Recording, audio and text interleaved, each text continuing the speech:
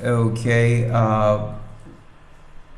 we do have a meat resource in the United States if you would like to get meatries in the United States.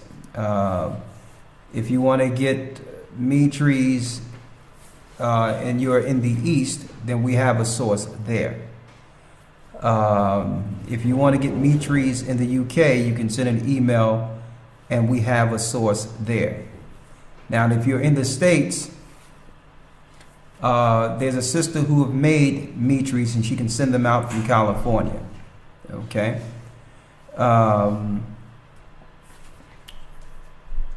And if brothers want a meatry, which you see on our heads when we're teaching, of course the crown of our heads are not covered. You can send an email. The email you'll send if you want a meatry is 144kings.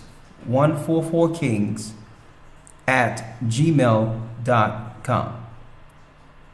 Okay. That way you can have a meatry. Most people were asking. She's doing $20 for a meatry, and I'm sure if you send an email, she'll let you know what the shipping and handling is. It's very light. Don't cost a lot for shippings, but it might be an additional couple of dollars just for the shipping, and it should be there to your home within 5 to 7 days. All right.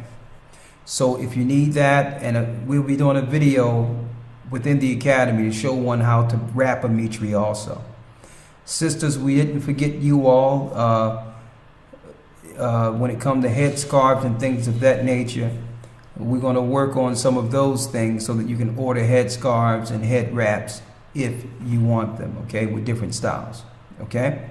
But in the meantime, right now, the meatries are available for the brothers and sisters who would like to order them, and for the brothers who would like to order them, the email is 144kings at gmail.com.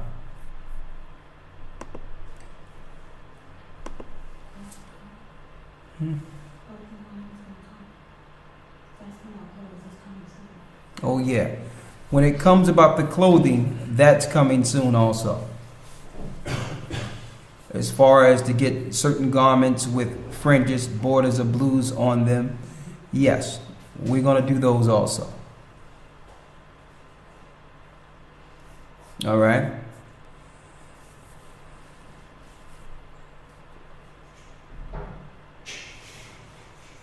Well, usually fringes is, you can go to your sewing shop, go to any sewing shop, and you'll see fringes on a roll, cloth fringes if you want them. I mean, they're quite inexpensive. Some of you can actually buy it and just sew it to the bottom of your garment yourselves. You see the fringes. Take the border of blue and put fringes on it and sew it yourself. Or, you know, one convenient way of doing things if one cannot sew is some real good Velcro. Therefore, if you want to wear a shirt and you don't want the fringe style on it, you can always Velcro it off. And when you go into certain events, you can put the fringes on through Velcro. So those are options for you there. All right.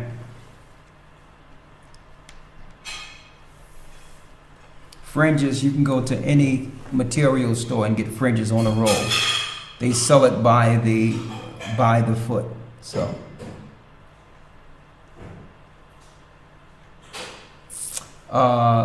again, the email address is 144kings at gmail.com.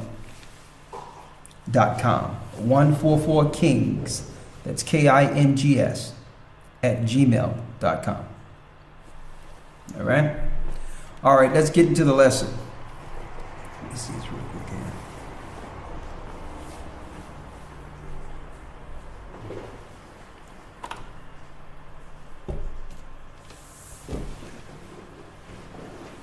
Now, today, we'll be going into a lesson.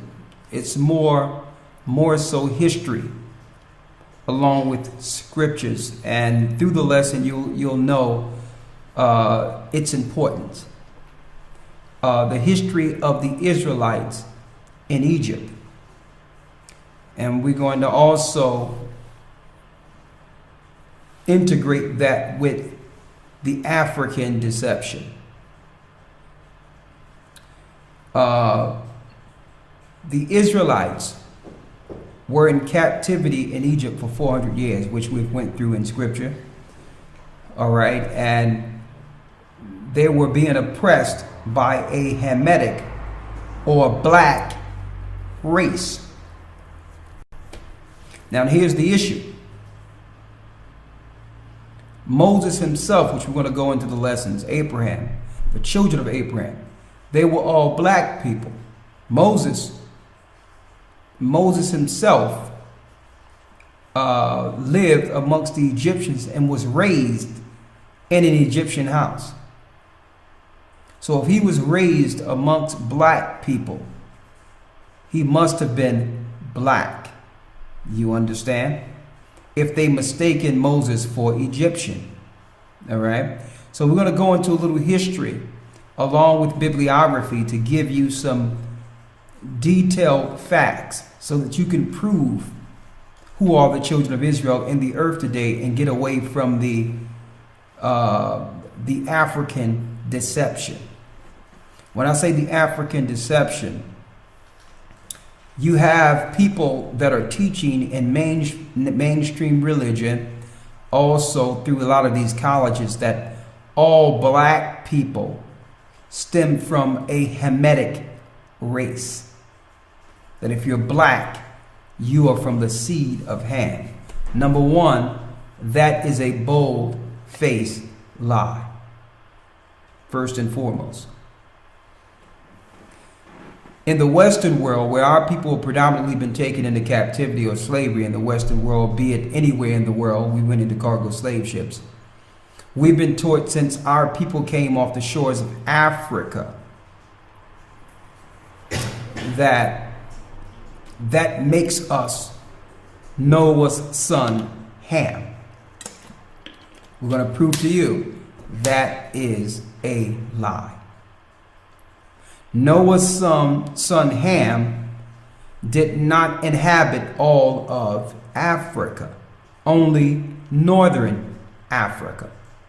The examples I can give you here, let's get Ham out of the Bible dictionary. Let's start there.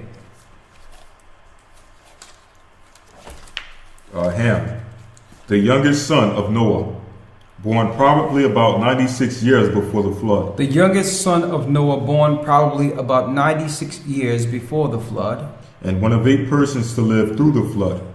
One of 8 persons to live through the flood.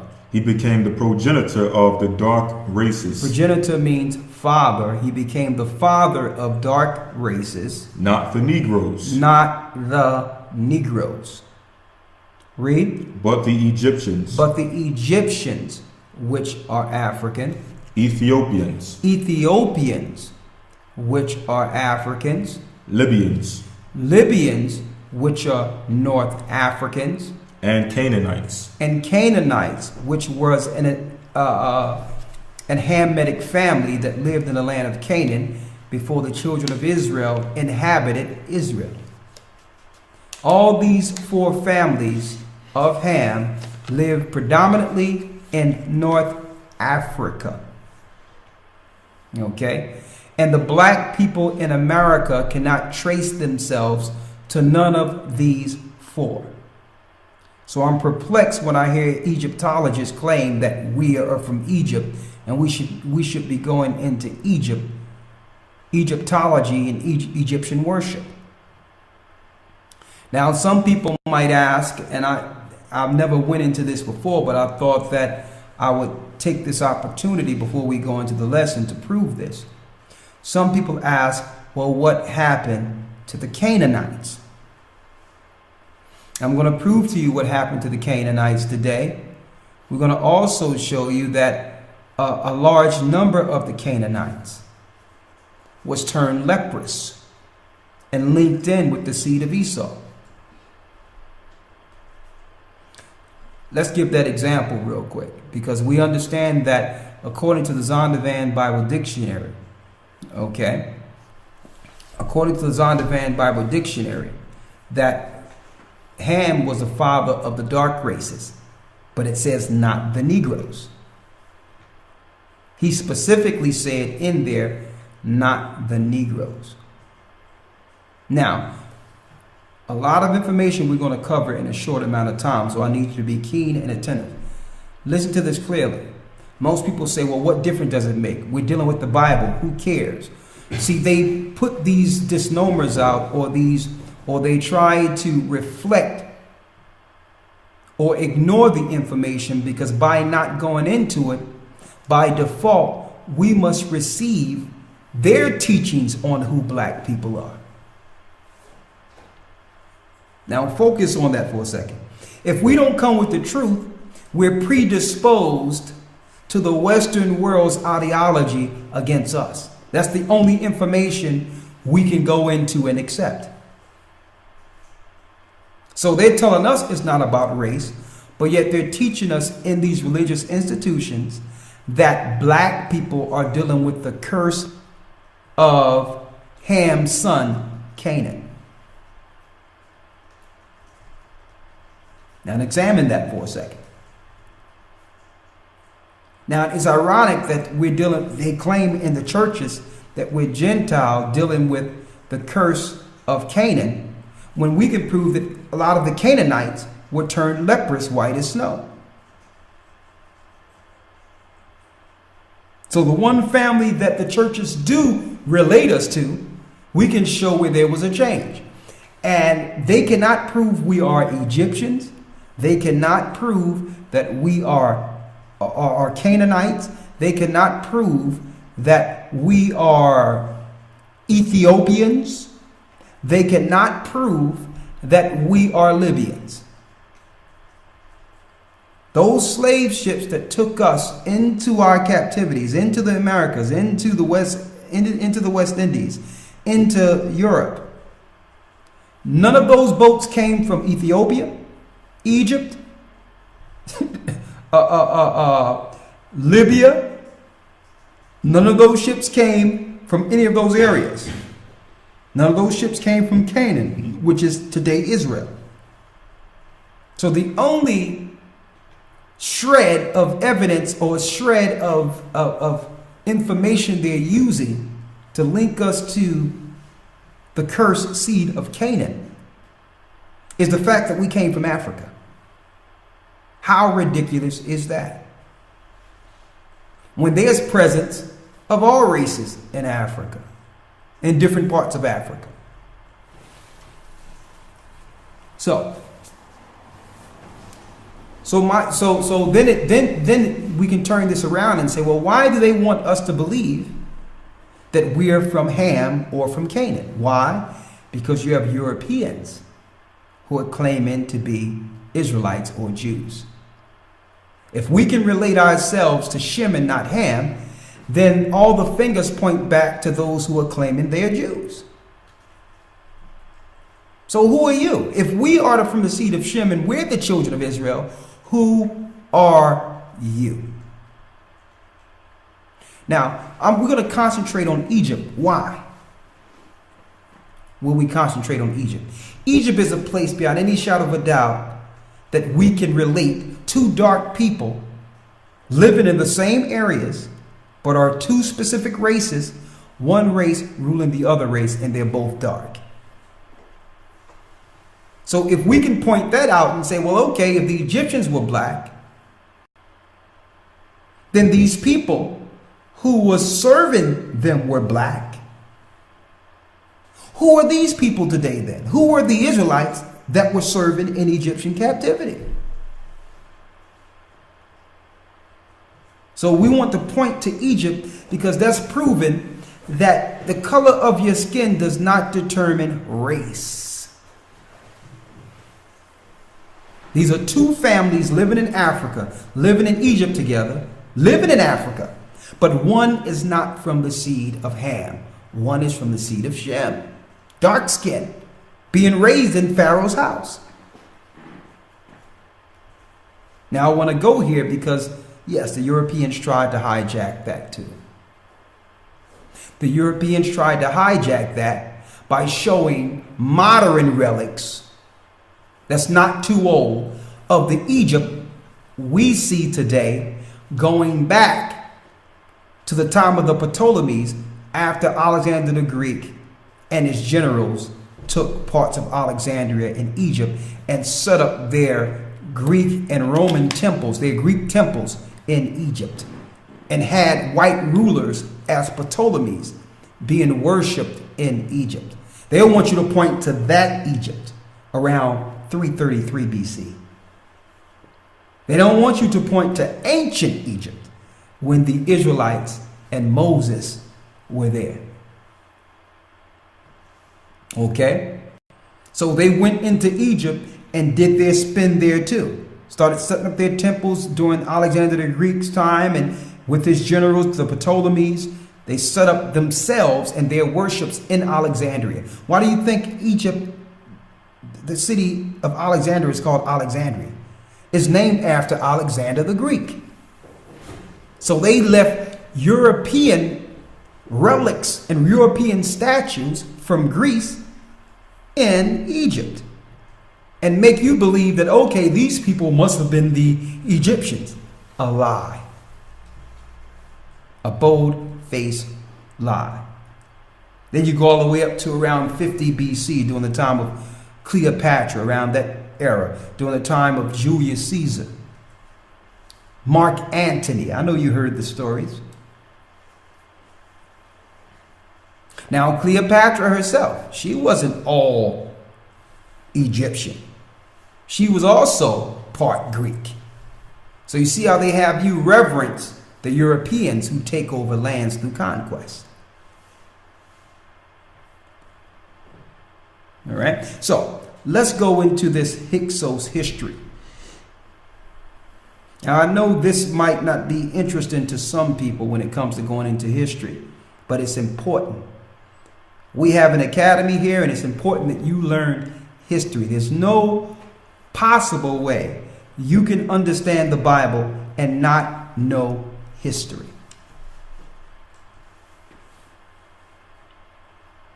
All right. Before I get that, real quick, let's go into, there's a few things I want to go into. Let's go into Numbers. Showing Miriam and Moses. Is that Numbers 10? Numbers 12 and 10, yeah. Let's go there. Numbers chapter 12, verse 10. Read. And the cloud departed from off the tabernacle.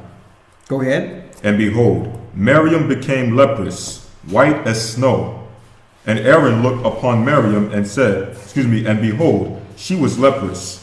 And Aaron said unto Moses, At last, my Lord, I beseech thee, lay not sin upon us, wherein we have done foolishly, and wherein we have sinned. So as you can see, and I'm going straight here because I don't want to go into the full story, but in a nutshell, Miriam, or when you translate it Mary, but Miriam, she was speaking against Moses, whom the Most High sent to help deliver the children of Israel. And the Most High struck her with leprosy. And it shows you what leprosy is. In our modern day system in science, they divert you by making you believe that leprosy is a lesion of sores or some type of physical scale or sore on people, like a plague. And that is a lie. Leprosy is when you lose hue of skin, melanin. You lose your hue. She was turned leprous, white as snow. Read. Verse 12. Let her not be as one dead, of whom the flesh is half consumed. Read that again. Let her not be as one dead. Let her not be as one dead, of whom the flesh is half consumed. In which the flesh, in whom the flesh is half consumed. Half consumed, that's halfway, read. when he cometh out of his mother's womb. When he cometh out of his mother's womb. So what is this being compared to? When he cometh out of his mother's womb. Let me be not as one is dead, who is half consumed when he cometh out of his mother's womb. Who is this speaking of? Let's go to Genesis 25. Genesis chapter 25, verse 24. Read. And when her days to be delivered were fulfilled, behold, there were twins in her womb. That's Rebecca. There were twins in her womb. And the first came out red, all over like an hairy garment. Red all over like a hairy garment. Read. And they called his name Esau. And he called his name Esau. So that's the child that came out, half consumed out of his mother's womb. So it was comparing what happened to Miriam. It was comparing the look to the child that came out and was half consumed when he came out of his mother's womb, Esau. So that is a curse that comes in. Some of us might have seen people who their melanin, they're dark skinned, and slowly but surely they get white patches and it goes out throughout their whole body. You understand? And they start going around their lips, around their ears, and then it consumes their whole body. According to the scriptures, that is the curse of leprosy. And when one have this from head to toe, I guess under Michael Jackson, he claimed he had vitiligo or whatever the case is. It's called in scripture a clean leper. See, the scriptures covers everything. Get Leviticus 13 for me, please. Okay.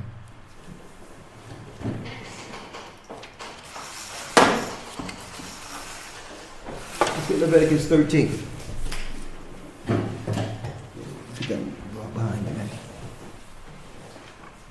Let's get Leviticus 13.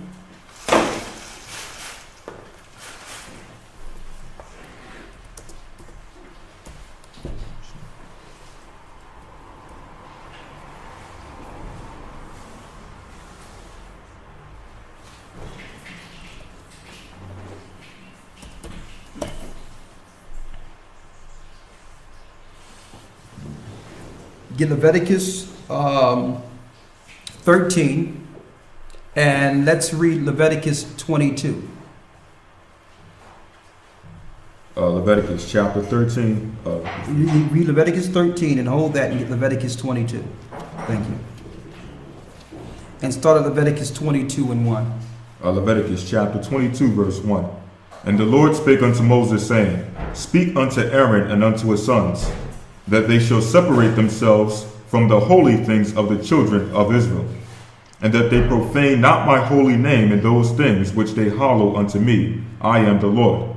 Say unto them, Whosoever he be of all your seed among your generations, that goeth unto the holy things, unto the holy things which the children of Israel hallow unto the Lord, having his uncleanness upon him, that soul shall be cut off from my presence. I am the Lord. So that means if you were unclean, you could not go into the temple.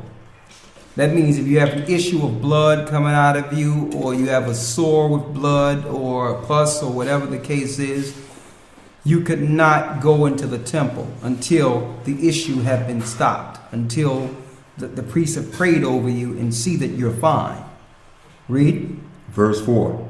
What man soever of the seed of Aaron is a leper, or hath a running issue, he shall not eat of the holy things until he be clean. Until he be clean.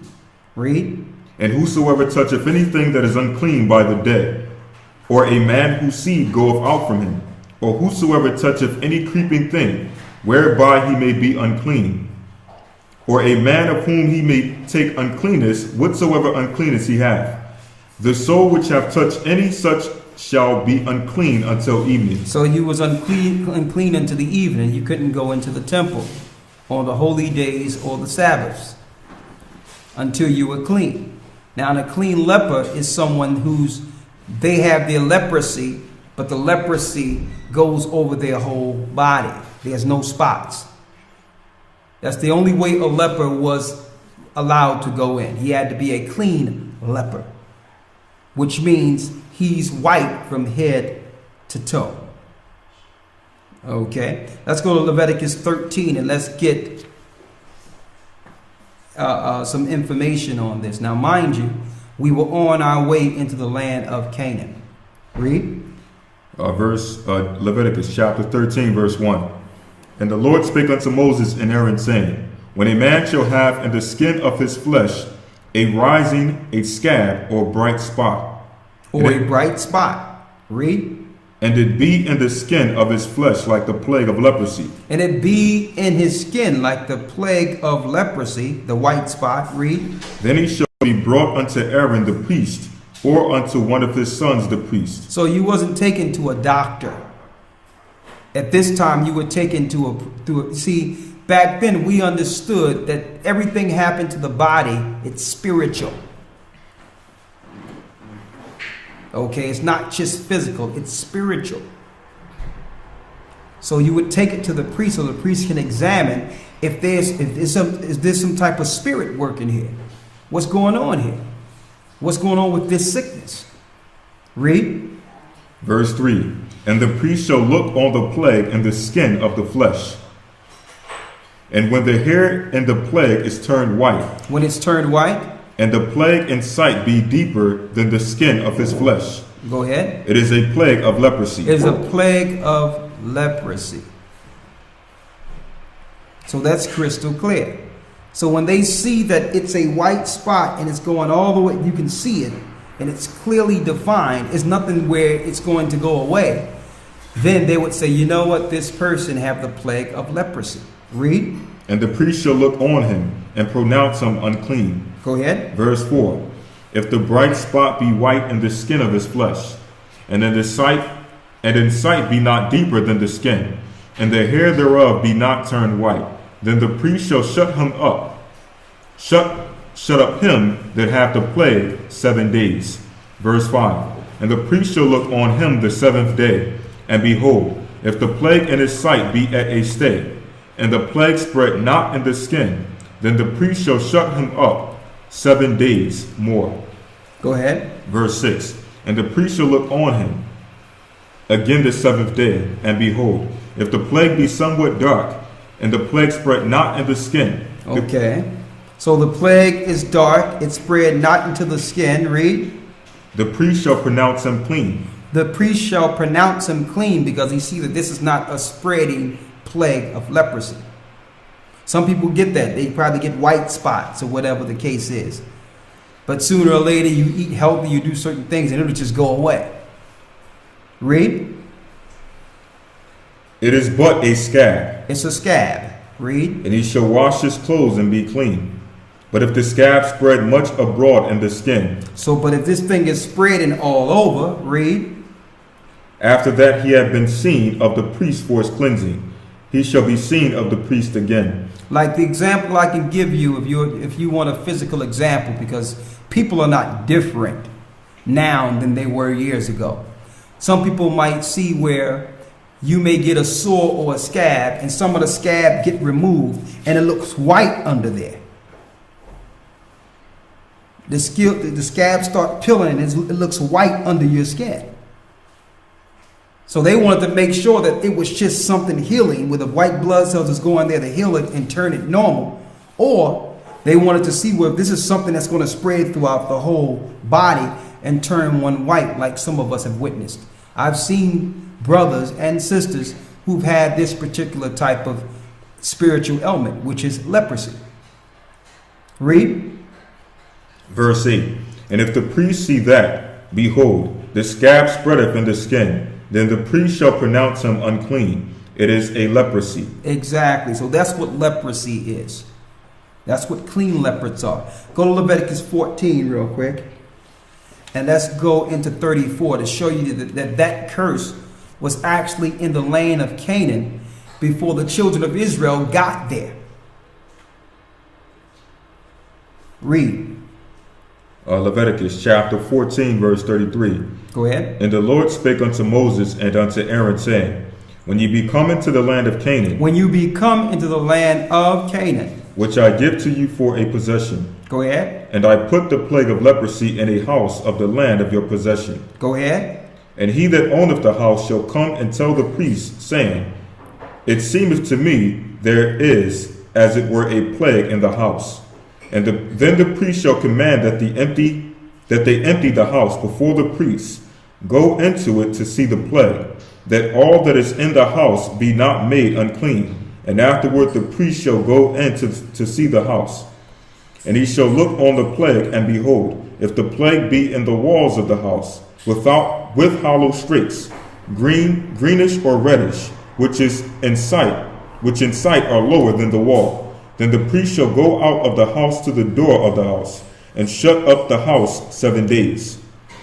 And the priest shall come again the 7th day, and shall look, and behold, if the plague be spread in the walls of the house, then the priest shall command that they take away the stone in which the plague is, and they shall cast them into an unclean place without the city. So that's talking about a plague, and when things are growing in your house, like some people like to relate like asbestos and things of that nature to this particular type of thing, where there's growth in your house that makes you sick. According to scripture, this is leprosy of a house. So it's not just with a person. Let's keep on going down. Let's go down because it goes all, I don't want to go into every part of leprosy. Let's go down to Leviticus.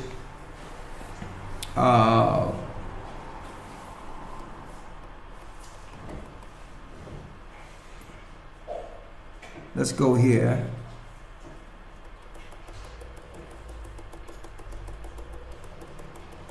Where it talks about the clean leper. One moment here.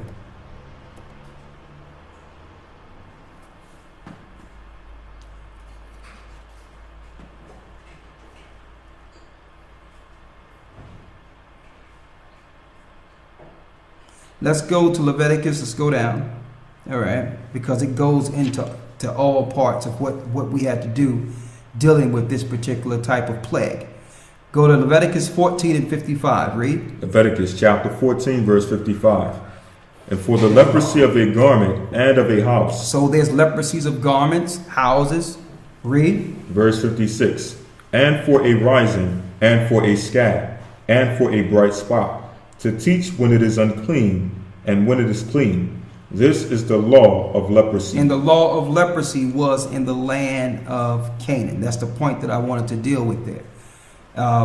There's a lot of other precepts, but what I wanted to show this is because we know that when in Genesis 36, some people ask, well, if it show you in the scriptures that Esau, who were the Romans, linked in with the Canaanites, and we know that Canaanites are dark races according to the Bible dictionary Ham, how is it that the dominant gene didn't take control? And the child, why did the child continue to be leprous or to be white opposed to a dark child? That's why Esau linked in with the Canaanites of leprous hue. They were together, and the Most High had that mark in the earth to signify the Roman Empire, the Roman powers, those who will be controlled in this earth through government or what have you. You understand? Now, are there people of other ethnicities outside of Esau who are that color? Yes. So it's deeper than just the color itself, but which is bringing that forth. Predominantly, the Europeans fit this bill, but you can't strive in genealogy because there's Israelites who look Caucasian. So you can't strive on this. The reason we are focusing on this, not to down anyone or uphold another, but to uncover or really reveal to you the truth and tear down the lies of Europeans ruling in certain areas, taking identity from other people, taking the identity of the children of Israel. That's why we're pointing these things out, okay? We can't say we Israel and not identify the thievery. You understand? of the nations who have taken our land. This automatically, when we say we Israel, that's pointing the finger to somebody who's claiming they're Israel. Automatically, okay? Now let's go into this. I'm going to touch on this a little bit later, but let's go into the lesson itself so that you can see, get some understanding of why we're going back in history and speaking of these things. So we're going to start with Egypt here. All right? Let's start with Egypt. Now the information will inform you of a time period in which so-called scholars refer to as the Hyksos period. Hyksos is spelled Hyksos. Hyksos in the Greek means shepherd kings.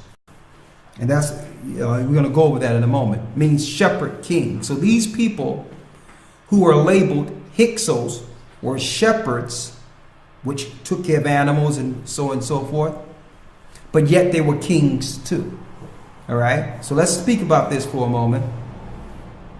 There have been many hypotheses as to who the so-called Hyksos people were in Egypt.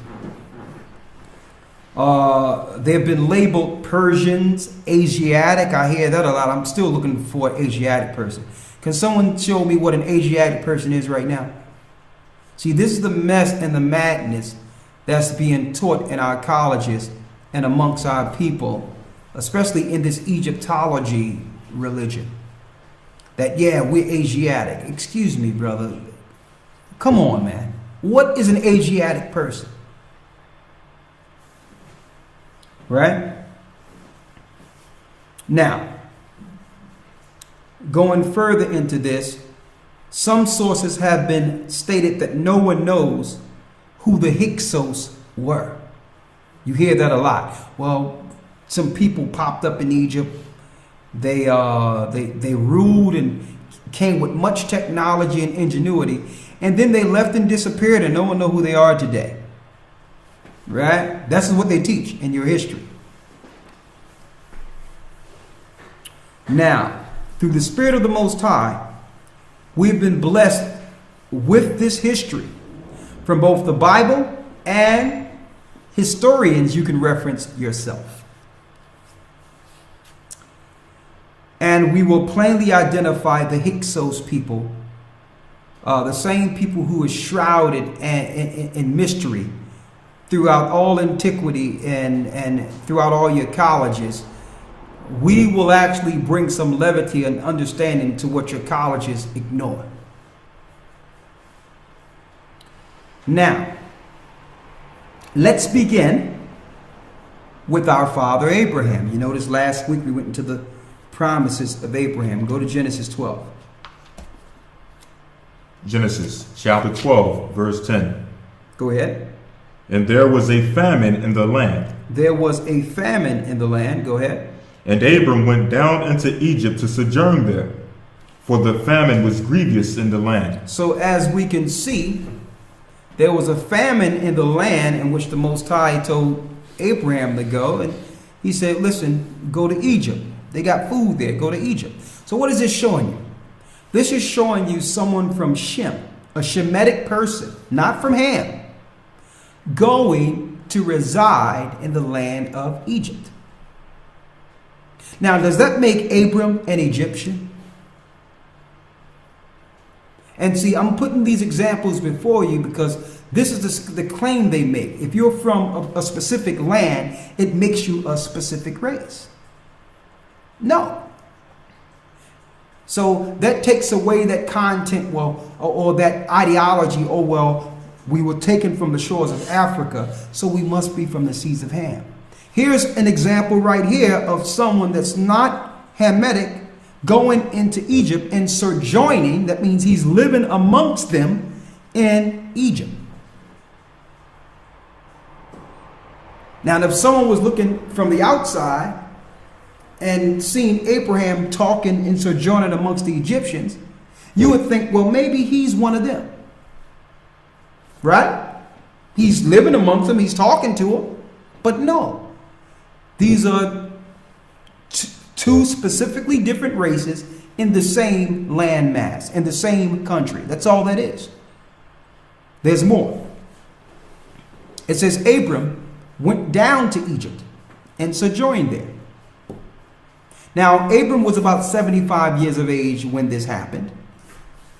He sojourned due to a famine that was in the land of Canaan.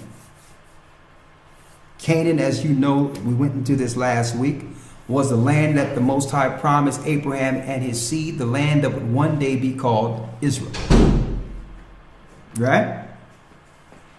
That was before that was before the sins of the Amorites came to the fullness, or the Nephilim seed, before they did what they had to do to take that landmass and bring forth a new breed of Nephilim within the land of Canaan. This was way before that. Now, it was during Abraham's time in Egypt that the Egyptians received the understanding of science and arithmetic. Now, I'm going to prove this. Before Abram, which was from the seed of Shem, came into Egypt, they had no knowledge of science and arithmetic. So who taught them? Who taught the Egyptians? Now, let's make this clear, because Egyptologists would like to point to Egypt as a cradle, as if it's the cradle of all high-level scientific mathematics and arithmetic and building structures and all those things. But we beg to differ. We know that Ham, Shem, and Japheth all came off of the ark with their father Noah. Right? And Shem was the blessed for all the children. Shem's seed would be blessed. But they would like to focus on the Egyptians based on their technology and ingenuity. Now, this is what I say to these Egyptians who claim all these Egyptologists who claim that they're from Egypt. Even when I ask them, I'm like, okay, so you from Egypt? They be like, Hotep. I'm like, okay, Hotep. Okay. So when it's your people from Egypt, give us this history of how you went from Egypt into Africa and eventually got enslaved, because Egypt is North Africa. We were found in Western Africa, predominantly us in the States. So give me that. Can you fill in that blank for me? And you should see how they look at you. They'll start talking about science and all this other stuff. See, they start making up words that's not in the dictionary. This is what they do. But then you come back and say, well, listen to me clearly, brother. I can prove we were in Egypt. And we left Egypt and went into Israel, the land of Canaan. I can prove, according to history and the Bible, because some of them don't want to hear the Bible. No one wants to hear the Bible. I can prove, according to history, with secular information outside of the Bible, that we went from Israel into Africa and fled into the Ivory Coast and different parts of Africa. I can prove that outside the Bible. But we're not Egyptians. We were in Egypt, left Egypt, went into Israel, was slaughtered and destroyed by the Romans, fled into Africa. Then we were taken from the shores of Africa to America. All right? So don't bring information. These Egyptologists like to bring information, but they have more questions than answers.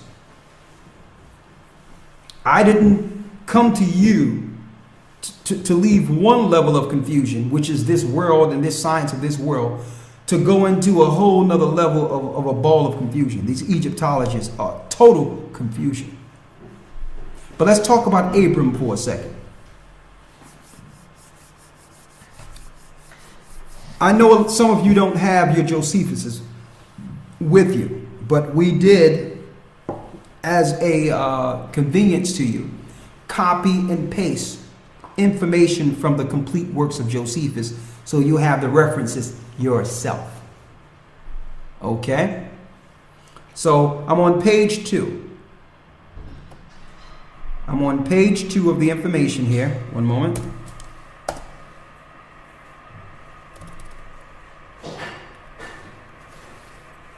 One moment here.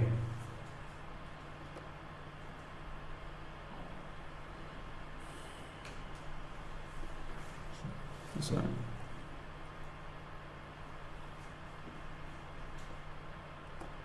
One moment.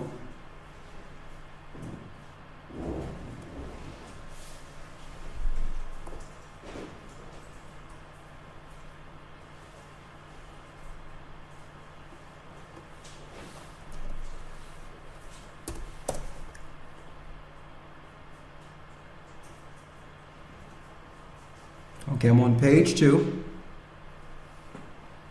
And the reference we have here to Josephus. Okay. I need you to read the book and the paragraph they can go to for this, please. This is Josephus, Antiquities of the Jews, Book 1, paragraph 8, Book 1 and 8, paragraph 2, For whereas the Egyptians were formerly addicted to different customs. The Egyptians were addicted to different customs. Read. And despised one another's sacred and accustomed rites, and were very angry one with another on that account. Abram conferred with each of them, and confuting the reasoning they made use of every one of their own practices, demonstrated that such reasonings were vain and void of truth. Whereupon he was admired by them in those conferences as a very wise man, and one of great sagacity. When he discoursed on any subject he undertook. Go ahead. And this not only in understanding it, but in persuading other men also to assent to him. He communicated to them arithmetic. He taught the Egyptians arithmetic. And delivered to them the science of astronomy. The science of astronomy was taught to him, taught to the Egyptians. Go ahead. For before Abram came into Egypt, they were unacquainted with those parts of learning. Before Abram went into Egypt, they were unacquainted, with those parts of learning. They had no idea how to deal with mathematics. Read. For that science came from the Chaldeans into Egypt, and from thence to the Greeks also. And this is the technology and ingenuity that the Greeks eventually used. So the technology of arithmetic and all that science can be attributed to our father Abram, not Egyptians. Now, as you can clearly see, that understanding that the Egyptians are revered for, and everyone hold up the Egyptians as the civilization of all technology, or the beginning of all technology, which is utterly ridiculous. Okay? Now, let's go to Genesis 14 and 13. Genesis chapter 14, verse 13. Read. And there came one that had escaped, and told Abram the Hebrew. Abram the what? Abram the Hebrew. Because some people would like to claim that since Abram was of the Chaldees in certain areas, that he wasn't a Hebrew. Now that we've figured out that Abraham knew had much wisdom and science and understanding of arithmetic, and it cannot be disputed, then they still try to take Abram's attributes and relate it to other nations and other people. But when you go into the Bible and say, listen, this belonged to Abram the Hebrew. Now, what's the significance of this? If we give Abraham the credit for all that he had, then we must reverence who? Abraham's God. We must respect Abraham's God. That's the real hitting point and in fact of all this. If we acknowledge that the Egyptians were great and they did all these things, then in turn we are acknowledging the Egyptian gods. and have respect of the Egyptian gods. This is the real argument. This is where this problem lies. The real issue is that if we reverence these people, then we must now look at, okay, what are their practices? How did they become so great in this level of understanding? And then we'll start giving respect to their worships and beliefs, their culture. You notice these Egyptologists out there. You ever go to any of their houses? They got the god Anubis with a jackal's head. I mean, I've been to Egyptologists' houses and some places they hang out. And they got gods everywhere. Different gods with different heads. A man sitting there with a sword, with a jackal, a head of a dog.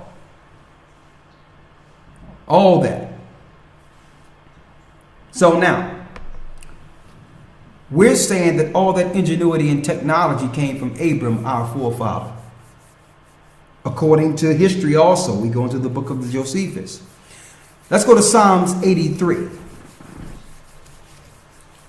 And I'm saying this because why would modern so-called scholars and Egyptologists fail to mention this fact? Why would they fail to mention that great ingenuity and technology came from our forefather Abraham? Why they would uphold Greeks, uphold Egyptians, uphold all other nations, but not give credit to Abraham?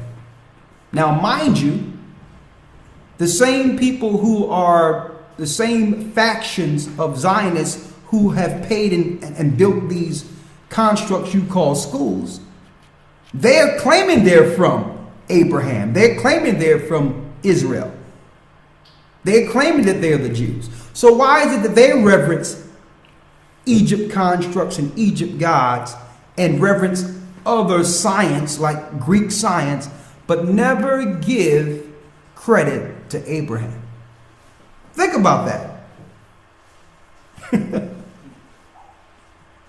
Think about it for a moment. These are the people who supposed to be, they're supposed to be the children of Abraham. So why aren't they defending Abraham then? Why in their schools they're teaching you about Greek philosophers, Plato, Socrates? We're going to answer that too. But let's first answer it with a scripture. Psalms 83 and 1. Psalms chapter 83 verse 1. Keep not thou silence, O God. Hold not thy peace, and be not still, O God. Go ahead. For lo, thine enemies make a tumult, and they that hate thee have lifted up the head. It says, thine enemies make a tumult, and they that hate thee have lifted up thy head. So that means there's people who hate the children of Israel who are now in a position to exercise that hatred. Read. Verse 2. For lo, thine enemies make a tumult, and they that hate thee have lifted up the head. Verse 3. They have taken crafty counsel against thy people. They have taken crafty counsel against God's people. And consulted against thy hidden ones. And they have consulted against thy hidden ones. Why are we hidden? The nations won't tell us who we are. So they have consulted against the Most High's hidden ones. Read. Verse 4. They have said, come, and let us cut them off from being a nation. This is the greatest conspiracy since the creation of mankind. All these nations have come together and said, what? Let us cut them off from what? From being a nation. We cannot allow these people to have any national origin or respect of their own. We have to take the national aspect of them being a people from them. Let's cut them off from being a people. Read. That the name of Israel. That's showing you that the nations know who we are. that the name of Israel, read, may be no more in remembrance. may be no more in remembrance. Please, we're going to do whatever we can to stop them from remembering their homeland. We cannot bring this to their remembrance. They can start snooping around and understand the Israel. They're going to link into that God again. That God in whom we cannot touch. So all nations at one point had to agree to this. Your League of Nations, your United Nations. You think they just became united? Your League of Nations are in agreement. We're reading it right here. Read. For they consulted together with one consent. They're all together. They are confederate against thee. And they are a confederate against us. Yes, they are a confederate, but their confederacy is against us. What we're reading the world government political body and their true ideas, what they think, what they feel, and what is their true agenda against our people. In order for this genocide and destruction to work, they must first cut us off from our life source. They must take away our identity, take away our God, take away our nation, and through their education, through their religious system and their education system, continually perpetuate that we're someone else besides what the Bible says we are, besides who the Bible says we are. They have to perpetuate the lies. Your history is a bunch of lies. Bunch of lies, brothers and sisters. Before they set up and make any textbook or any education or bring forth any religious forum, they look at the blueprint and say, okay, we have to make sure we let people know that if it's a religion, it doesn't matter who you are. Now that affects us more than anyone because everyone else have a national origin. So that it doesn't matter who you are, don't affect them like it affects us. You understand? Because they already have a source to draw from. They have a national origin. That only affects us negatively because we're the people who have nothing. So they must make sure that that's part of the ideology or the blueprint of any literature or anything that they're bringing forth. They have to keep that out there. It doesn't matter. It doesn't matter. It doesn't matter. And in your schools, they must push national patriotism.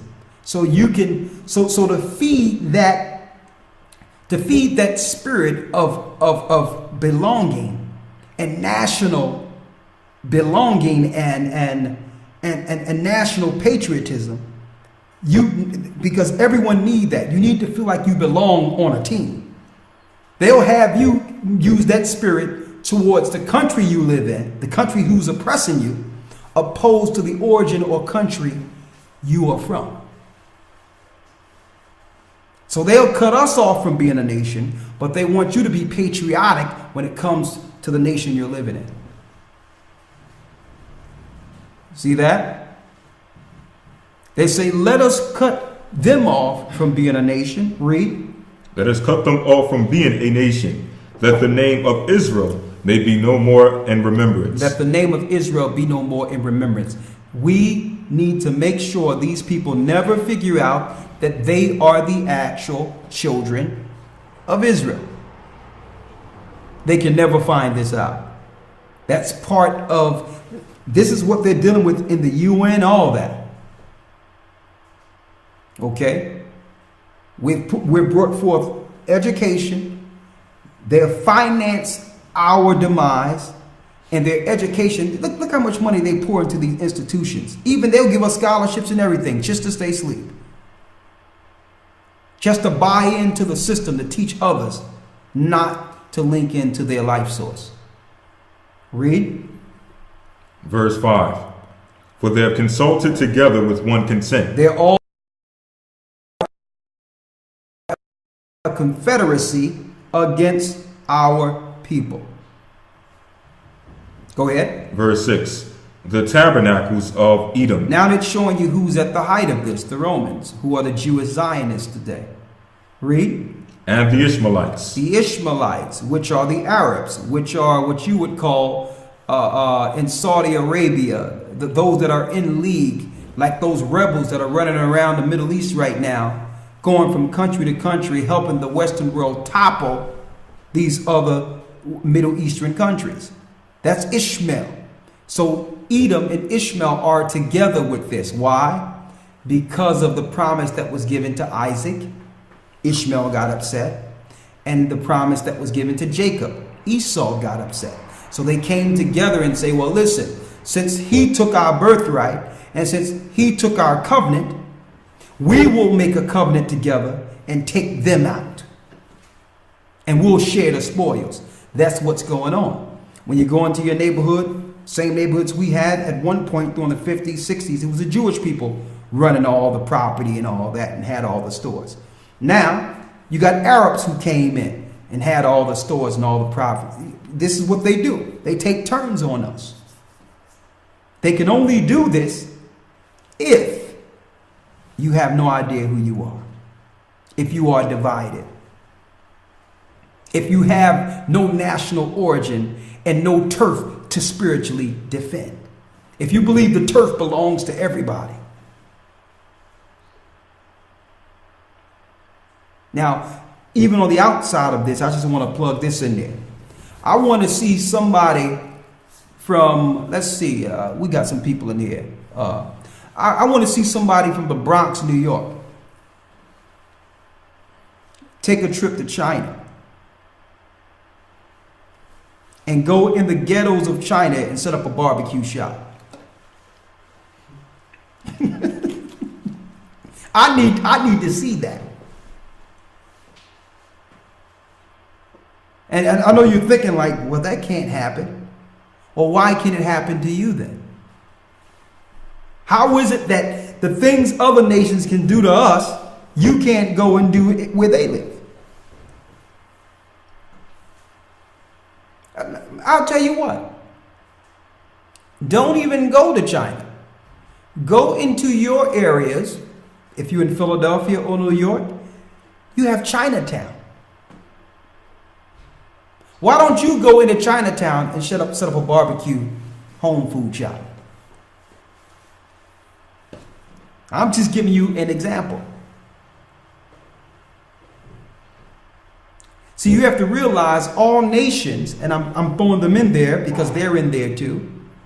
All nations are confederate against you. You are the prey. And if they can take away your nation, your origin, and you have no turf to defend because you believe it belongs to everybody, even though you're living there. If they can take away your God, your national origin, they can do anything they want to do to you. Your open game. And that's what David is speaking of right now. For us to take these people down, they was in a meeting, say, listen, we cannot take these people down as long as they are calling on their God. Okay, well, let's set up schools, let's set up churches, let's set up institutions, and let's cut them off from being a nation. We have to take Israel from these people. They can never know they were from Israel. And then we have to take the name of their God from them. Totally separate them. And we have to set up their own people. We have to set up the educated of their people to teach them that it's right to live in darkness. And that seeking light is evil. That seeking truth is wrong. Man, the plan worked pretty nice, right? But a few of us slipped through the cracks. All right?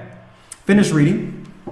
The tabernacles of Edom, and the Ishmaelites, And Ishmael. of Moab, Of Moab. and the Hagarenes. So he's talking about the people who are around the borders of Israel. Okay? And that's why they're actually dealing with what they're dealing with now. Because they were in league with Ishmael. They were in league with Edom, but now they're being double crossed. Now they must pay the piper now. Read. Verse 7. Gabal and Ammon and Amalek, the Philistines, with the inhabitants of Tyre. Asher is also joined, or Asher also is joined with them. Now, when it talks about the inhabitants of Tyre, that's on a whole nother level, and that's a lesson we're going to be going into soon. That's talking about how Dan, the tribe of Dan, linked in with them in league against us. The kings of Tyre, Ithbaal, even Jezebel's father was Dan, going against the prophets and looking to destroy us. The coast of Tyre, the king of Tyrus, all them are from the tribe of Dan, and that's going to be a lesson coming soon. Read. Asher also is joined with them. Go ahead. They have hope in the children of Lot, Selah. Verse 12. Who said, let us take to ourselves the houses of God and possessions. So by cutting us off from being a nation, they were able to take Israel into possession. They could not have enslaved us if it wasn't for them taking our God and separating us from our God. So now that we have no idea who we are, we can be used as a possession now. Read. Verse 13. O my power, make them like a will, as the stubble before the wind, as the fire burneth a wood, and as the flame setteth the mountain on fire. Now I want to say this. They have said, come and let us cut them off from being a nation, that the name of Israel be no more in remembrance. All of these nations have come together to wipe the name of Israel out of the canons of history. The most valuable record that have actually been a godsend to us is the Bible itself. Without the Holy Scriptures, which we call the Book of the Covenant, we would not be able to identify the culprits behind this mass conspiracy. The tabernacles of Edom, the Ishmaelites, Moab, the Hagarenes. Now the Bible is identifying the nations that are a part of this conspiracy. Predominantly at the pinnacle or at the top of this so-called pyramid is your Middle Eastern Arabs from Ishmael, which is from the 12 princes of Ishmael, which is Saudi Arabia, and Edom. No way possible, brothers and sisters, would the Western world be able to infiltrate the Middle East without help, without complicity within the Middle East. They got their brother there, Ishmael, to help them. That so-called 911 hijacking garbage that they had in September 11th, 2001. The majority of people that they claimed was on the plane, even though they were remote planes, were Saudis. The guys that was actually practicing on military bases in America before it happened were Saudis. They weren't Iraqis. So they're using Saudis because Saudis are Middle Eastern. So they can use the face of the Middle Easterns because they know that our people are ignorant. To us, all people are the same race over in the Middle East. They can sell you that if you live in another country. So they have these guys doing all levels of false flags, blaming it on the enemies who are against the Western world's rule. That's Ishmael. That's your Muslim Brotherhood that Hillary Clinton and Barack Obama is putting in place. Those are your rebels who go from place to place and just switch the flags and claim they're from that particular country and going to topple Libya, Tunisia, different parts of Egypt, going into Libya, now in Syria. These people are not from Syria. They're not rebels going against government. They're Saudis. They're Ishmaelites being used by the Western world.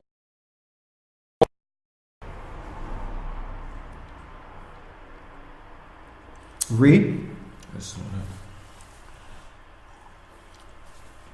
Let's go back into this now. We're going into the Josephus now, more going back to Egypt. Here.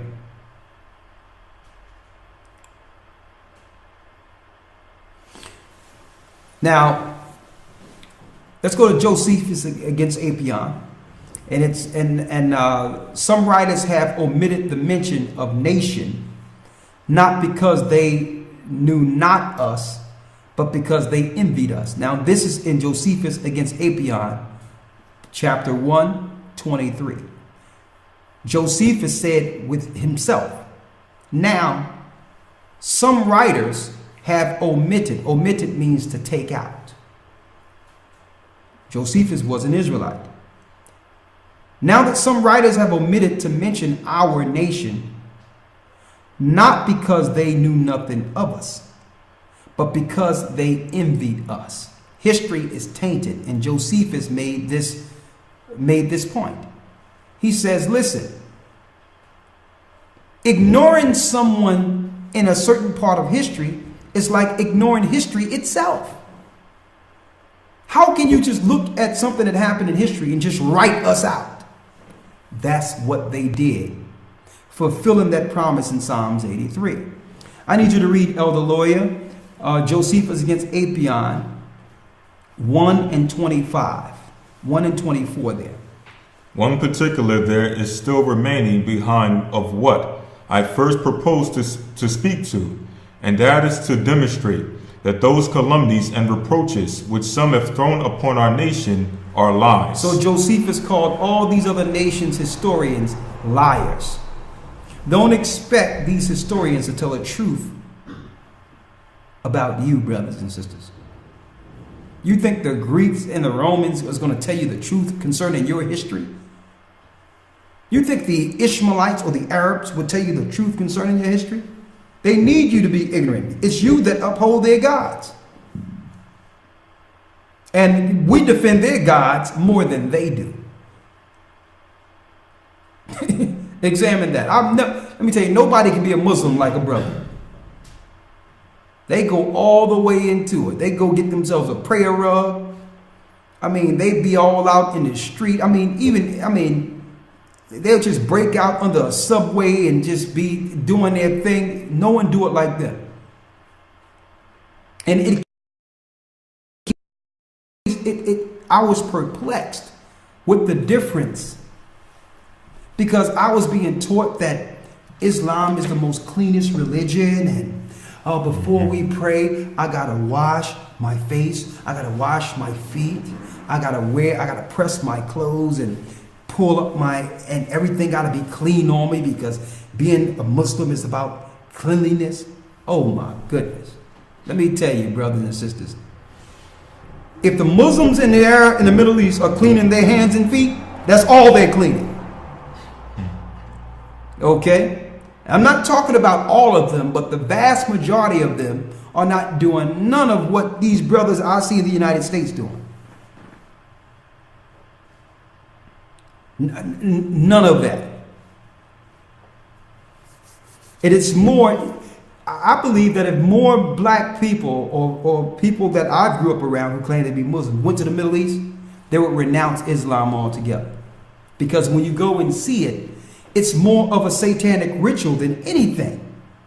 It's abnormal. But let me not go into my rant on Islam real quick. Let's stick here.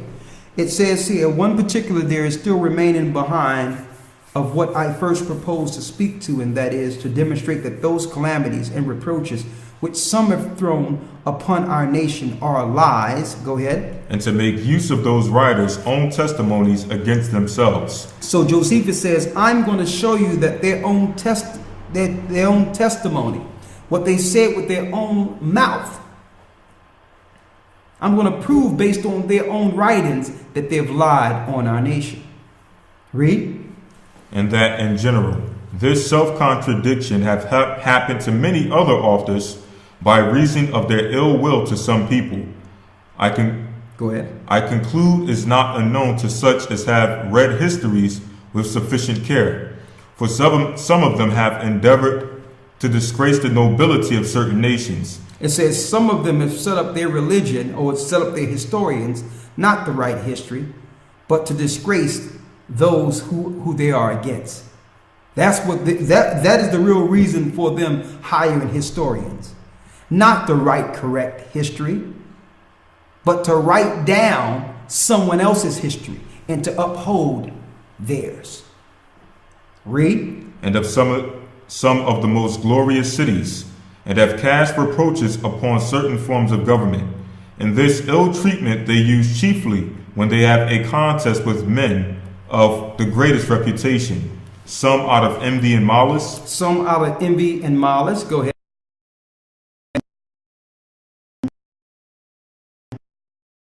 Worth of being remembered themselves, and indeed they do by no means fail of their hopes, which regard to the foolish part of mankind, but men of sober judgment still condemn them of great malignity. They condemn them of great malignity. So the whole deal is these historians are writing with a biased pen. Like, for instance, if a person have disdain against another race or nation, just say a historian has a problem, hypothetically, I'm going to throw some hypotheticals. You have a Japanese historian writing about the Chinese, and he have a problem with the Chinese. You think he'll speak in righteousness or in light of the Chinese, this Japanese writer? Or do you think he'll have bias against the Chinese person when he write particular histories concerning Japanese and Chinese? Like, for instance, if a Japanese writer is writing history of his people, will he uphold his people over the Chinese people in his writings of history? Even if the Chinese people are greater? No, he won't. Why? Because these historians write of their great men, of their history, and write down against their enemies. And Josephus said, this is what the nations are doing to us. They don't like us. They can't stand us. They've been fighting against us for years. And we're looking for them to give us true history.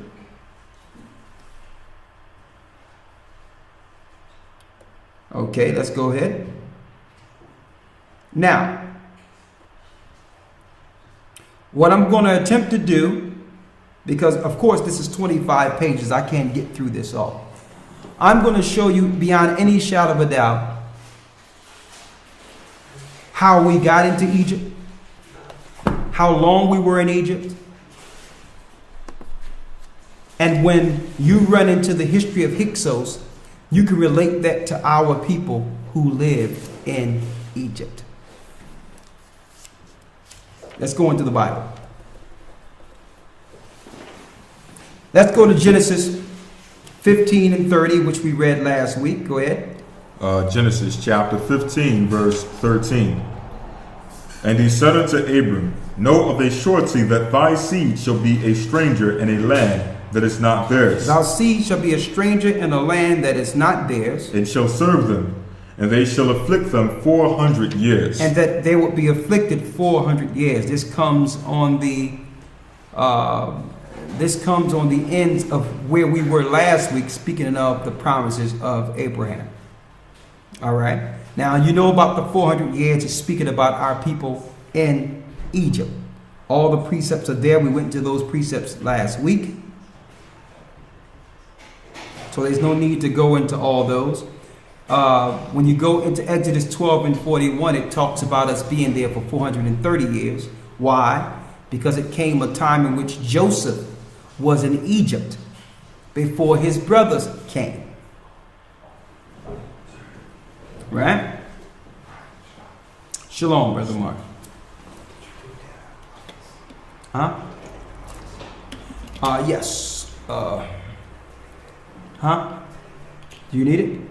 Okay, yeah. I'll get it, okay. The water. That's Brother Mark. He said shalom to everyone. Okay. Going back into the lesson here. Joseph was the dreamer of dreams, where the Most High used to show him the future of his rulership, his eventual rulership in Egypt. His brothers had envy against him, And they threw him for dead. They threw him into a pit. They didn't want him to die, so eventually they sold him for money to the Egyptians. While he was in Egypt, he became great. The Most High shined upon him and protected him and used him to save Egypt from a famine of 7 years, excuse me. So Pharaoh told the king, you must store up food for 7 years. Now he started off a slave. And because of his ingenuity, his knowledge, his understanding, and his spirituality, the Most High raised him in due time. You understand? So there was 7 years of plenteous, 7 years of famine. During that 7 years of plenteous, Joseph directed the Pharaoh or the king to store goods for years while the plenteous was there. So that when the famine comes, all people would be subject to the king of Egypt. If they can control the rations of food, they can become the superpower of the earth. So that's what happened there. All right. Now let's go into it. Let's go to Genesis 42.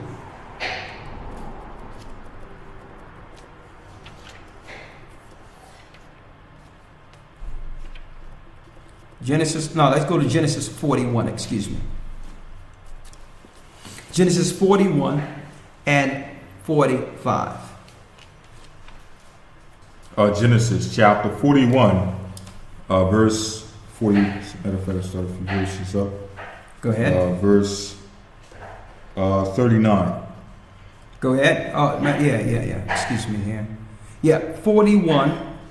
Yeah, start at 39. That's great.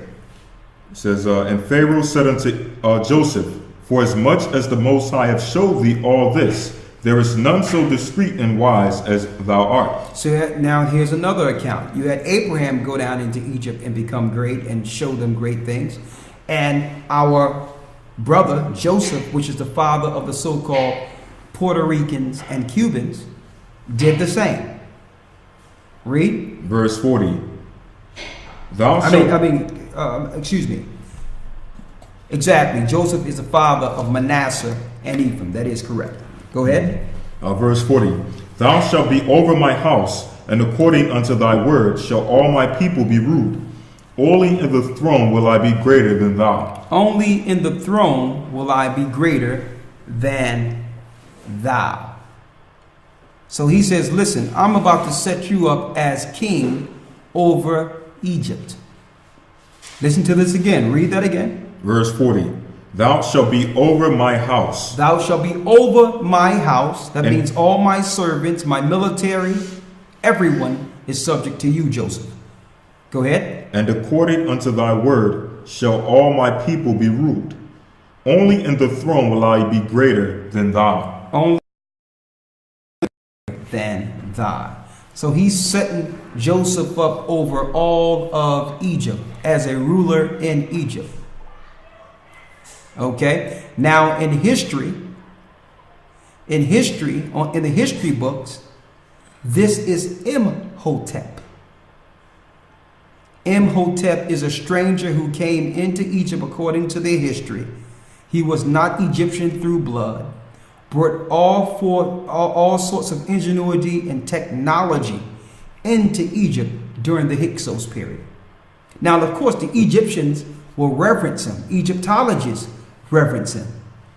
They know that he's not from the seed of an Egyptian, but they will not acknowledge that he's a child of Israel. And we're going to show you why.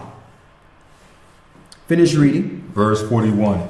And Pharaoh said unto Joseph, see, I have set thee over all the land of Egypt. Verse 42. And Pharaoh took off his ring from his hand, and put it upon Joseph's hand, and arrayed him in vestures of fine linen, and put a gold chain about his neck. So he dressed Joseph like an Egyptian. Now we know Joseph is not Ham, but now this Joseph is being recognized in Egypt as a ruler. Read. Verse 42. And Pharaoh took off his ring from his hand and put it upon Joseph's hand, and arrayed him in vestures of fine linen, and put a gold chain about his neck. And he made him to ride in the second chariot which he had. And they cried before him, bow the knee. And he made him ruler over all the land of Egypt. And they made him ruler over all the land of Egypt. So the Egyptians, just come in here more. The Egyptians had to bow to Joseph. Now, of course, they didn't feel comfortable with this. I'm gonna show you that. But you had a respectful ruler in Egypt at that time who respected the fact that if it wasn't for Joseph, they would not have lived through the famine. Go ahead. Verse 44. And Pharaoh said unto Joseph, I am Pharaoh, and without thee shall no man lift up his hand or foot in all the land of Egypt. Verse 45.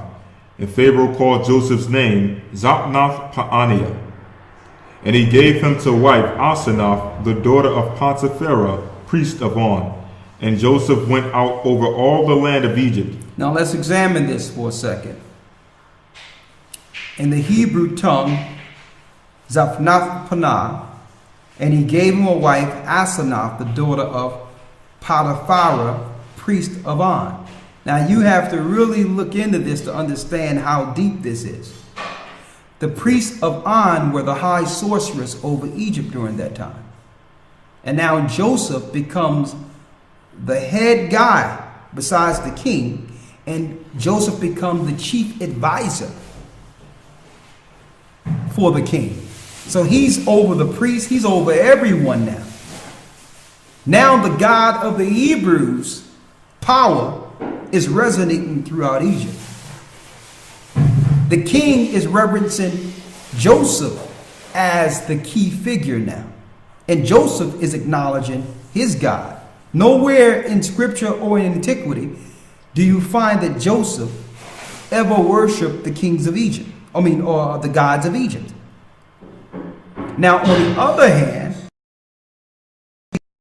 the chief sorcerer On, daughter, was given to was given to Joseph for wife. So what is this showing?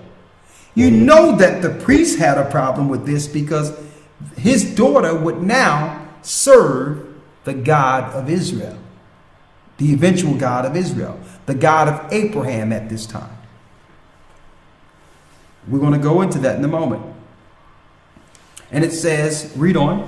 Verse 46. It says, the daughter of Potiphera, priest of On, and Joseph went out over all the land of Egypt. Read. Verse 46. And Joseph was 30 years old when he stood before Pharaoh, king of Egypt. And Joseph went out from the presence of Pharaoh and went throughout all the land of Egypt. And in the 7 plenteous years, the earth brought forth by handfuls. So at that point, we are seeing a transformation. This is our people gaining rulership within Egypt. Okay? Now, of course, if you were to look at pictures now of that time period we're reading of, you would see people dressed like Egyptians. So this is what the Egyptologists say. Well, there's no proof that these were Hebrews. Look at how they're dressed. Excuse me, brother. In the scriptures, it's showing the king dressing up Joseph like an Egyptian. So this is their argument. There is no proof. How can we have proof of all of the Hebrews' customs when a lot of their customs were not developed until they left Egypt? That's where they got the law, statutes, and commandments, and the ribbons and borders of blues, and the fringes, and culture, and all those things for ourselves. We got that once we left Egypt. So how can you have proof of Hebrew culture, visual proof like you want to see it, when we became a nation in Egypt? We didn't become a nation in Israel. We went into Israel. So these people during this period of time were looking like Egyptians, acting like Egyptians, but they wasn't following those Egyptian gods. But they were living amongst Egyptians.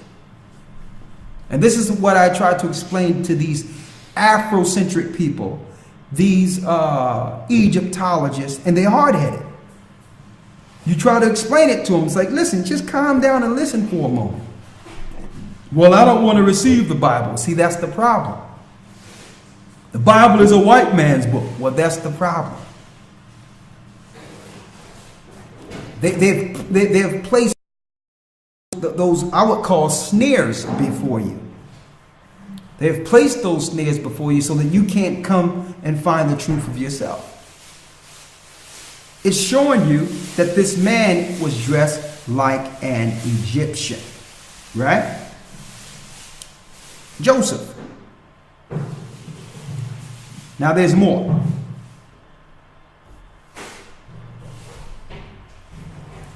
We're going to do a little jump in here. I hope you can stay with us. And I will open this for questions once we're done, but I can't read everything verbatim. Okay, we have a lot of pages here. All right? Now,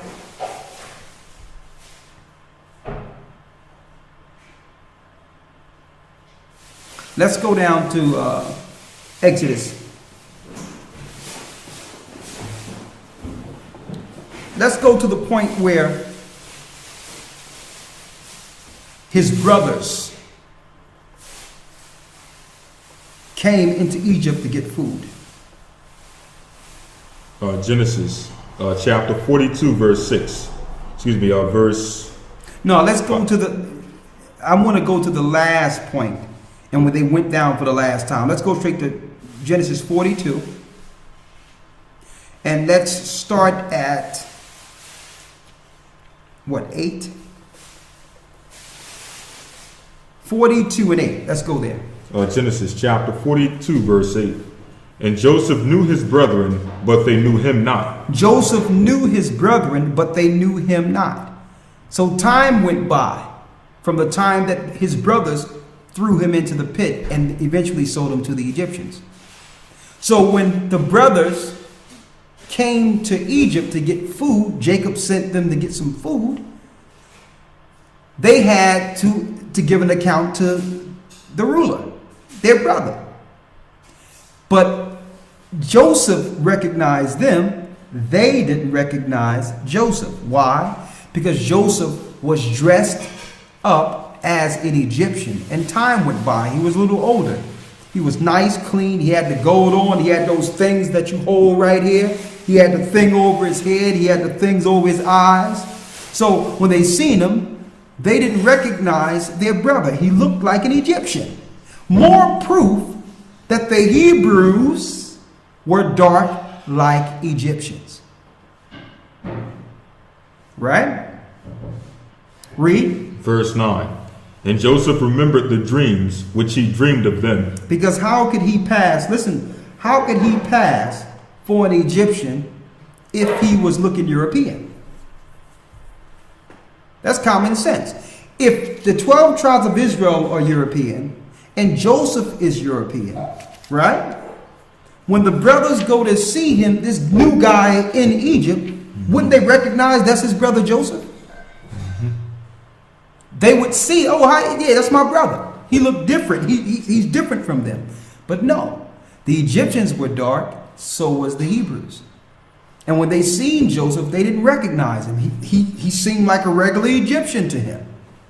Right? Read. Verse 8. To them. Verse 9. And Joseph remembered the dreams which he dreamed of them, and said unto them, Ye are spies, to see the nakedness of the land ye are come. Verse 10. And they said unto him, Nay, my Lord, but to buy food are thy servants come. We are all one man's sons. We are true men. Thy servants are no spies. And he said unto them, Nay, but to see the nakedness of the land ye are come.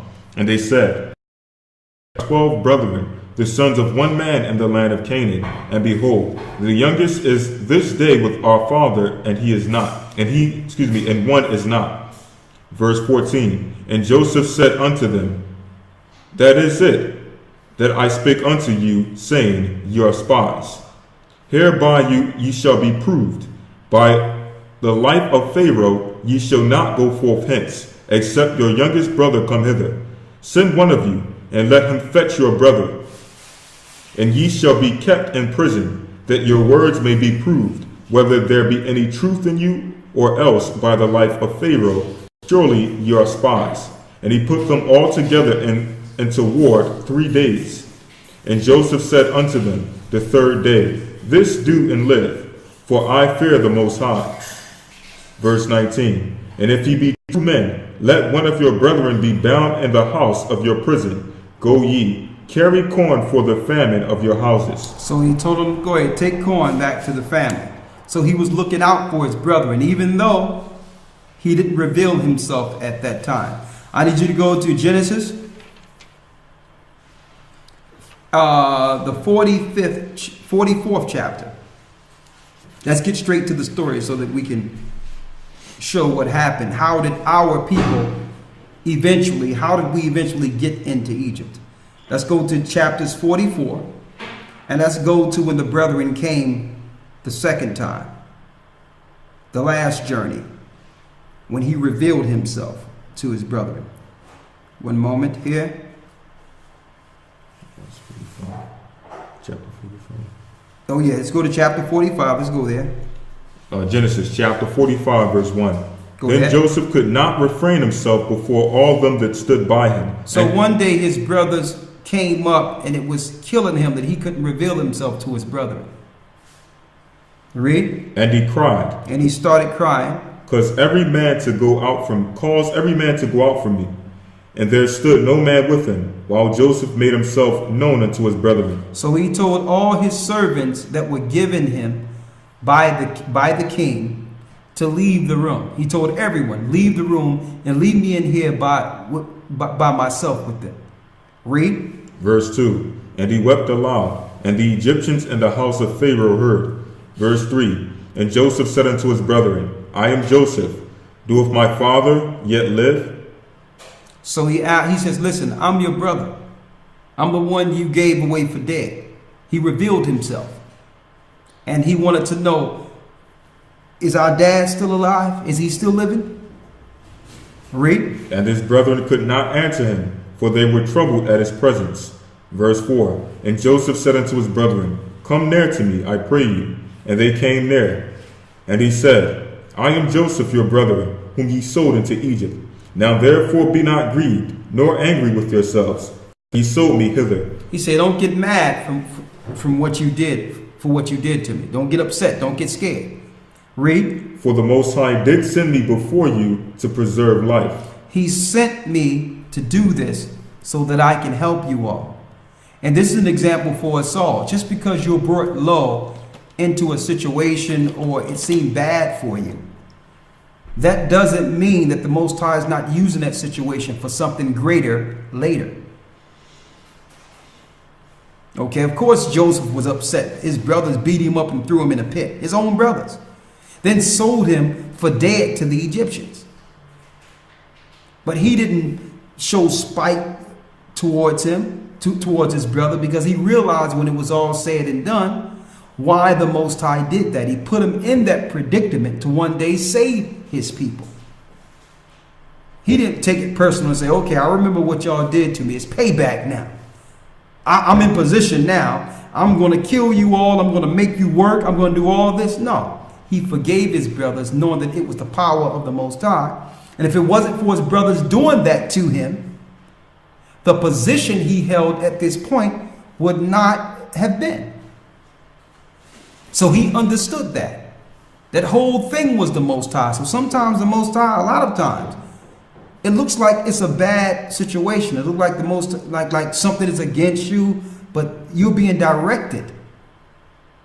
Now you're making choices you would not have made otherwise if this bad thing didn't happen. Okay, I just wanted to use that example. But go ahead. Verse 6. For these 2 years hath the famine been in the land, And yet there are 5 years in which there shall neither be airing nor harvest. Verse 7. And the Most High sent me before you to preserve you a posterity in the earth. He says, so the Most High have sent me before you so that we can set up posterity upon the earth. I'm here to help you. Read. And to save your lives by a great deliverance. And I'm here to help deliver you, my brothers. See that? Read. Verse 8. So now it was not you that sent me hither, but the Most High. It wasn't you, but it was the Most High. And he hath made me a father to Pharaoh, and lord of all his house, and a ruler throughout all the land of Egypt. I'm the ruler of Egypt. Go ahead. Haste ye, and go up to my father, and say unto him, Thus saith thy son Joseph, the Most High hath made me Lord of all Egypt. Come down unto me, tarry not.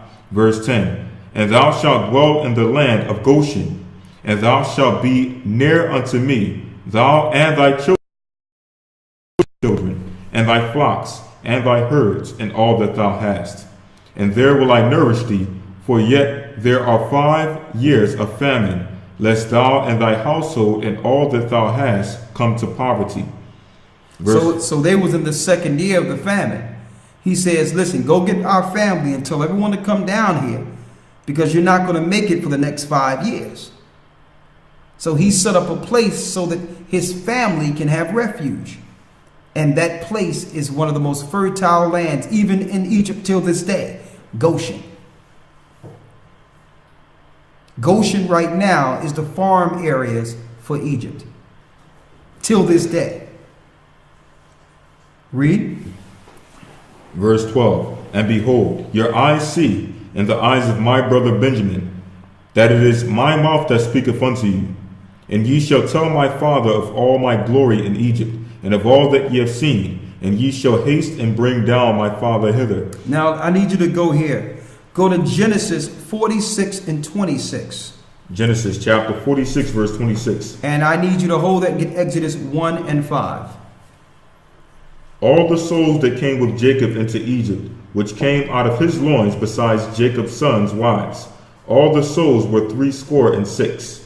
66. So when you break that down, it's a score is 20. 3 times 20 is 60. So you had 66 souls. But when you round that off, because it talks about the women and all that, you're talking about 70 souls altogether when you round it off that went into Egypt. Read. Exodus chapter 1, verse 5. And all the souls that came out of the loins of Jacob were 70 souls, for Joseph was in Egypt already. And it says 70 souls came down into Egypt because Joseph was in Egypt already. How did he get in Egypt? His brothers sold him into Egypt. During this time, he became ruler of Egypt. Now, I keep repeating this because when you brothers and sisters run into these Egyptologists, you can let them know you can stake claim to Egypt and know that you are a child of Israel. You don't have to give up your origin and your God and your belief for the sake of Egyptians. We saved Egypt. And when we left Egypt, the Most High cursed the land. We brought arithmetic to Egypt. We brought science to Egypt. We brought ingenuity to Egypt. We saved their land from a flood. And during that time, brought new technology to Egypt. And what did they give us in return? They made us serve with rigor.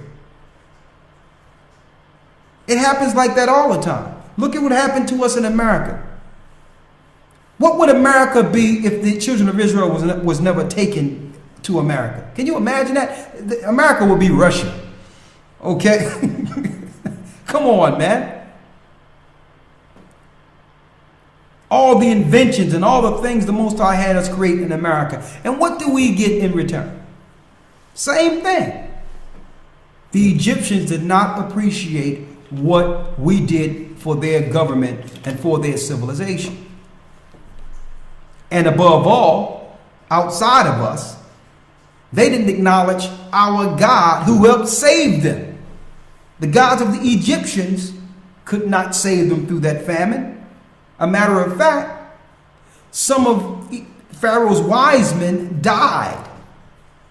When Pharaoh was telling them the dream and they couldn't break it down, they didn't know what was going on. He ended up killing his wise men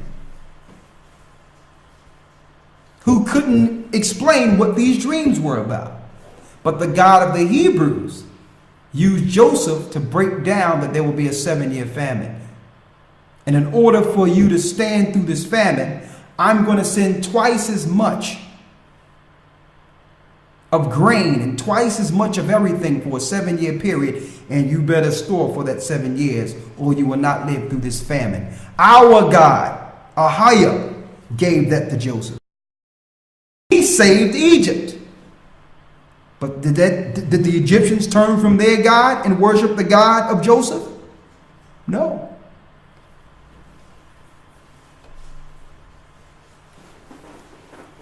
So it all goes back to giving all praises to Ahiah in the name of Yeshua. Let's go back here. Let's go to Genesis 46 and 28. Read that. Genesis chapter 46, verse 28. And he sent Judah before him unto Joseph to direct his face unto Goshen. And they came into the land of Goshen. And Joseph made ready his chariot and went up to meet Israel his father to Goshen. Go ahead. And presented himself unto him, and fell on his neck, and wept, and his neck a good while. Verse 30. And Israel said unto Joseph, Now let me die, since I have seen thy face, because thou art yet alive. And Joseph said unto his brethren, and unto his father's house, I will go up and show Pharaoh, and say unto him, My brethren and my father's house, which were in the land of Canaan, are come unto me. And the men are shepherds. And the men are what? And the men are shepherds. And the men are shepherds. Hyksos means shepherd kings. So that's why our name is Hyksos in Greek and African history. They came together and say, let us cut them off from being a nation, that the name of Israel be no more in remembrance. They could not hide the fact that we were there, but they omitted our name out of history and injected the word Hyksos to hide the fact that it's us. They were shepherds. When did we become kings? When the other brothers of Joseph came down into Egypt and was given position in the land of Egypt. Who do you think Joseph can trust? These Egyptians who was looking to take him down at every turn?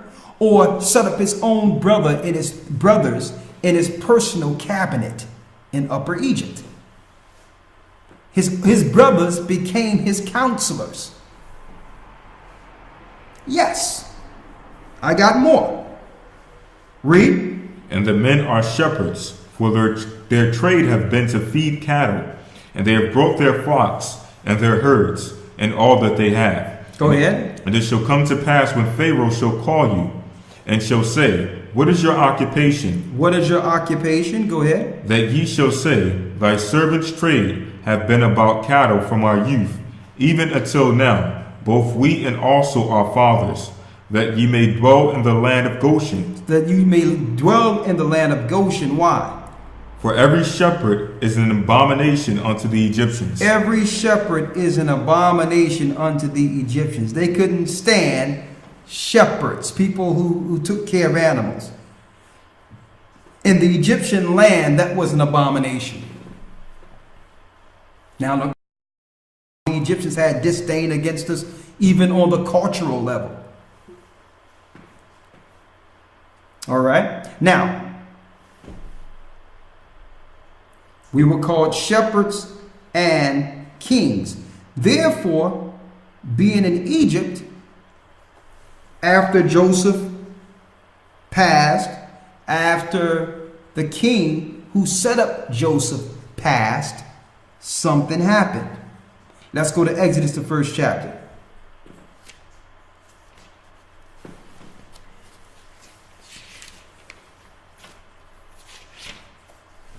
Exodus chapter 1, verse 1. Verse 7. Go ahead. And the children of Israel were fruitful and increased abundantly, and multiplied and waxed exceeding mighty, and the land was filled with them. And the land was filled with the children of Israel. Read. Verse 8. Now there rose up a new king over Egypt, which knew not Joseph. There arose a new king over Egypt who didn't have respect for Joseph saving the Egyptians through the 7-year famine. Go ahead. Verse 9. And he said unto his people, Behold, the people of the children of Israel are more and mightier than we. Come, let us deal wisely with them. He says they're becoming more and mightier. They're having children. So let us counsel together and deal wisely with them. Go ahead. Lest they multiply. Unless they have children. And it come to pass that when there falleth out any war, they join also unto our enemies. Because if we don't stop them, they can multiply and one day go against us internally. They can link in with our enemies and take us over. Now, why did the king that was set up at this time have that mentality? Why? Because when you look at the history, and it's even the Josephus also, during the time in which we ruled Egypt under Joseph, we would win every war. We were their strategist. We were dealing with the war strategies and all that for Egypt. So we became the generals and the high minds when it came to war. So this new king that came up said, well, listen, we got to do something about these guys. Because if they have children and if they start out multiplying our nation here, because only 70 souls came in at first. But if they grow as a nation, they will take our country. Right? Sounds familiar, eugenics? Let's look at the statistics and look at the census and see how many children they're having. To see if our eugenics, and weigh that with the eugenics statistics to see if we're on schedule with eradicating these people. Same thing. Read. Verse 11. Therefore they did set over them taskmasters to afflict them with burdens. So they put taskmasters over our people. Now, ironically, they were using a finance system in which they would hire our people to eventually become bosses over us. Now, when you look in the book of Jasher, it speaks of this. You just can't put a people in captivity. So what they did was they set up a project to build a city, to build a construct and say, listen, we got this new project and we're going to pay you Israelites all this gold and all the, some riches to come down and help us build this city. Now, of course, that was our home. We had no other place to go. We say, yeah, you're going to pay us? We'll help build it. Then they get us in the location and started pulling back wages to the point where there was no more wages. The only people who weren't going for it was Levi. Levi didn't go there. Okay? So this began us serving with rigor. Read. And see, government does this all the time. They know that they can't just say, listen, we here to kill you. So they'll come up with some level of project or something, or some healthcare scheme or something to have us buy into our own death. This is what the Egyptians did. Okay? Read on. Verse 11. Therefore they did set over them taskmasters to afflict them with their burdens. And you know how it is when you give someone a position. Oh, you the man. As soon as you get a badge or another uniform, you're a different person. Read. And they built for Pharaoh treasure cities, Pithom and Ramesses. They built Pithom and Ramesses. Now this makes people believe out there that Ramesses was the king during that time. No, he wasn't the king during that time. But these cities were being built in reverence to Pithom and Ramesses, kings that ruled in different eras, in past eras. Okay, read. Verse 12. But the more they afflicted them, the more they multiplied and grew. But it doesn't matter. The more you afflict us, we still had children. We still multiplied. You couldn't stop us. And then what they say. And they were grieved because of the children of Israel. Verse 13. And the Egyptians made the children of Israel to serve with rigor. I need you to get to the point where it says, get them out of the land. Read it. I think it's back there. Chapter 1, verse 10. Read. Come on, let us deal wisely with them, lest they multiply and it come to pass, that when there falleth out any war, they join also unto our enemies, and fight against us, and so get them up out of the land. So get them up out of the land. What is that showing you? That we had rulership in Upper Egypt. We were controlling things. So they needed a pretext to move us into a different area. So their plan was to take us out of rulership position. So they came up with a project so that they can move us over into another area altogether. Why did it say get them up out of the land? We were the people ruling from Upper Egypt. These are the same people in history called the Hyksos, shepherd kings. Now, for those who are not familiar with the Hyksos, let me give you an overview. The Hyksos is some people they claim that came in, I think during what, the 13th dynasty. They came in and they came into Egypt, did a war, took down the Egyptians, and ruled from Upper Egypt for a time. And then they left out of Egypt, disappeared, Asiatics, and no one knows where they are today. That's the history they'll give you if in your institutions. Well, we know about the Hyksos. That time in history, we're still researching that. Well, why are you researching it? Well, we still don't know who they are. They were some shepherd kings, and I think they came out, the Asiatics, they came in and ruled, and then they disappeared. No, could it be these people came in from the famine?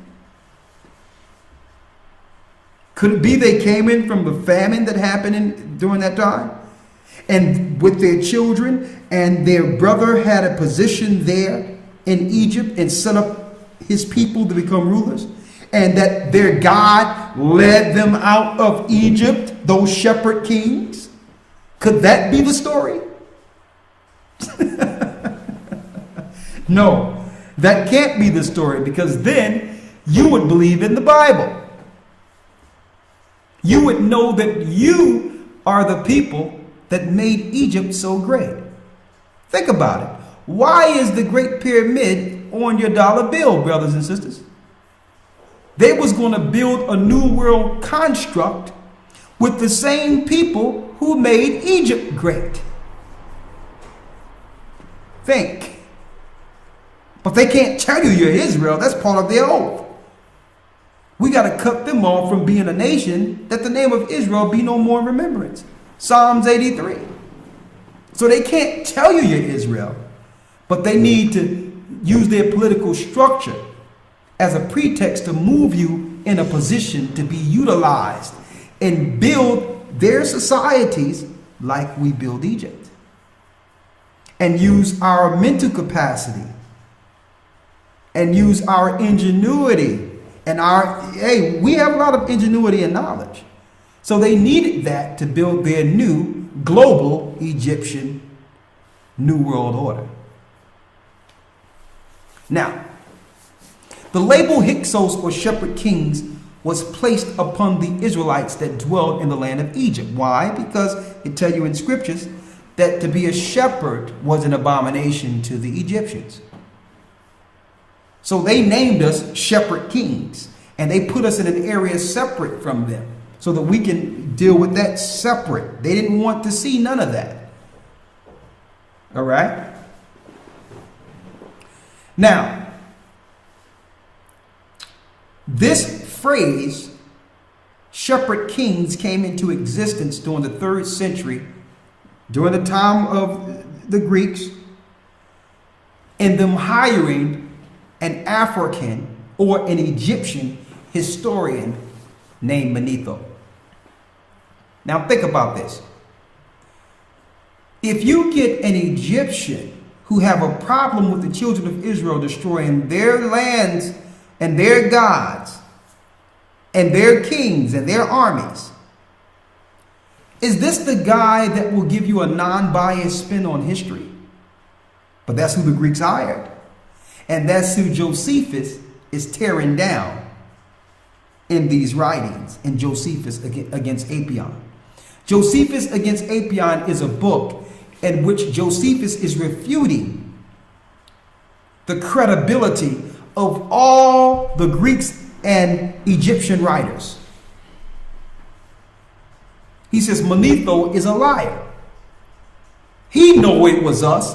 Why is he telling you shepherd kings? Who were these shepherd kings? Why are you lying, Manethos? Right? So let's go into it real quick. Let's talk about it. So we're going back to the Josephus.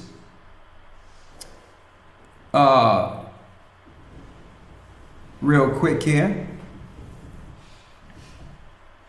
Josephus against Apion, book 1, 14, and I'm on page 6 of the writings. Now, read it real quick. Apion. It says, Apion was an Alexandrian schoolmaster who lived during the 1st century AD. Excuse me, the 1st century. Go ahead. He was responsible for taking Manetho's false account of the Hyksos and expounding on it in order to further hide the fact that the Israelites were in Egypt. Now, Apion was an Alexandrian schoolmaster who lived during the 1st century AD. He was responsible for taking Manetho's falsified accounts of the Hyksos, which is really our people, and expounding on it in order to further hide the fact that the Israelites were in Egypt. Now, why were they trying to hide the fact that we were in Egypt? Let us cut them off from being a nation, that the name of Israel be no more in remembrance. If we found out that we are the people who made Egypt great, that our God crushed Pharaoh and his armies and set us up as a people until we sinned against our God, who eventually put us in the hands of these other nations. If we can piece this together as a people, the answer is before us. How to come back as a people. Let's get back with that God who destroyed the Egyptians and see how that worked out. Let's get back to our book in which this history is written. You see that? So this lie didn't start with the slave ships in our schools today. I'm reading this thing right here, Josephus against Apion, and Apion in the 1st century, continuing the lies of Josephus. If we were there, we would be making these same arguments as Josephus. We'll be making the same arguments. So to let you know that the lies are not just with Caucasians or Europeans. Okay? The lie is with the Egyptians too. And if you go into Egypt today, you'll be hard pressed to find a true Egyptian. Now they're being overran by Ishmael. The majority of Egyptians had to go into Sudan. Right? Let's read about it. It says, I shall begin with the writings of the Egyptians. You good? Mm-hmm. Okay. Not indeed of those that have written in Egyptian language, which it is impossible for me to do. But Manetho was a man who was by birth an Egyptian. Yet had he made himself master of the Greek learning, as it is very evident. For he wrote the history of his own country in the Greek tongue by translating it, as he saith himself. So he put his history, his lies, into the Greek tongue so that he can continue the lies and spread lies on the children of Israel throughout not only Africa, but through Greece also, because they were in league together to hide the truth from us. Read. Out of their sacred records, he also finds great fault with Herodotus for his ignorance and false relations of the Egyptian affairs. Now this Manetho, in the second book of his Egyptian history, writes concerning us in the following manner. I will set down his very words, as if I were to bring the very man himself into a court for a witness. There was a king of ours, whose name was Timaeus. Under him it came to pass, I know not there came, after a surprising manner, men of ignoble birth out of the eastern parts, and had boldness enough to make an expedition into our country, and with ease subdued it by force, yet without hazarding a battle with them. So he says a king named Timaeus, this is what Manetho says, a king named Manethius, Timaeus came into Egypt and with ease took over the whole country. No pushback. Now mind you, Egypt at this time is the top military force on earth. So this lying Egyptian named Manethos is making up a story of someone coming into the land and subdued it by force. Read. So when they had gotten those that governed us under their power, they afterwards burnt down our cities and demolished the temples of the gods, and used all the inhabitants after the most barbarous manner. Nay, some they slew, and led their children and their wives into slavery. So he said these people came into Egypt and started burning our idols and enslaving and killing our women and children. Lies. That sounds like an Iraq setup. When they got the girls saying that, oh, they throwing babies in the incubators. This is what Manetho was saying in his past, lying. Now, when we came into Egypt, there was we weren't killing people. People weren't being enslaved. We didn't destroy their idols. None of that. Manetho's lying. And then, on the other hand, if it is us, then people are going to look at us as some type of evil infiltrators who came into their country to kill and destroy them. But no. Remember, the priest of On had to give up his daughter to Joseph.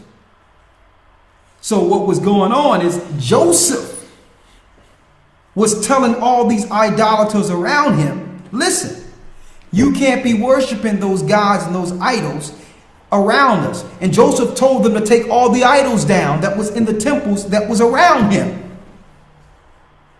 That's what really happened. But this liar right here, this brother right here is lying. Manetho said, well, they came in and they killed our women and children and they started destroying our idols. Nah. Joseph ordered them to take the idols down. Right? And when I read this story years ago, I'm like, man, this is how they do it. There's a saying it says the pen is mightier than the sword. That's a saying. It's an old saying.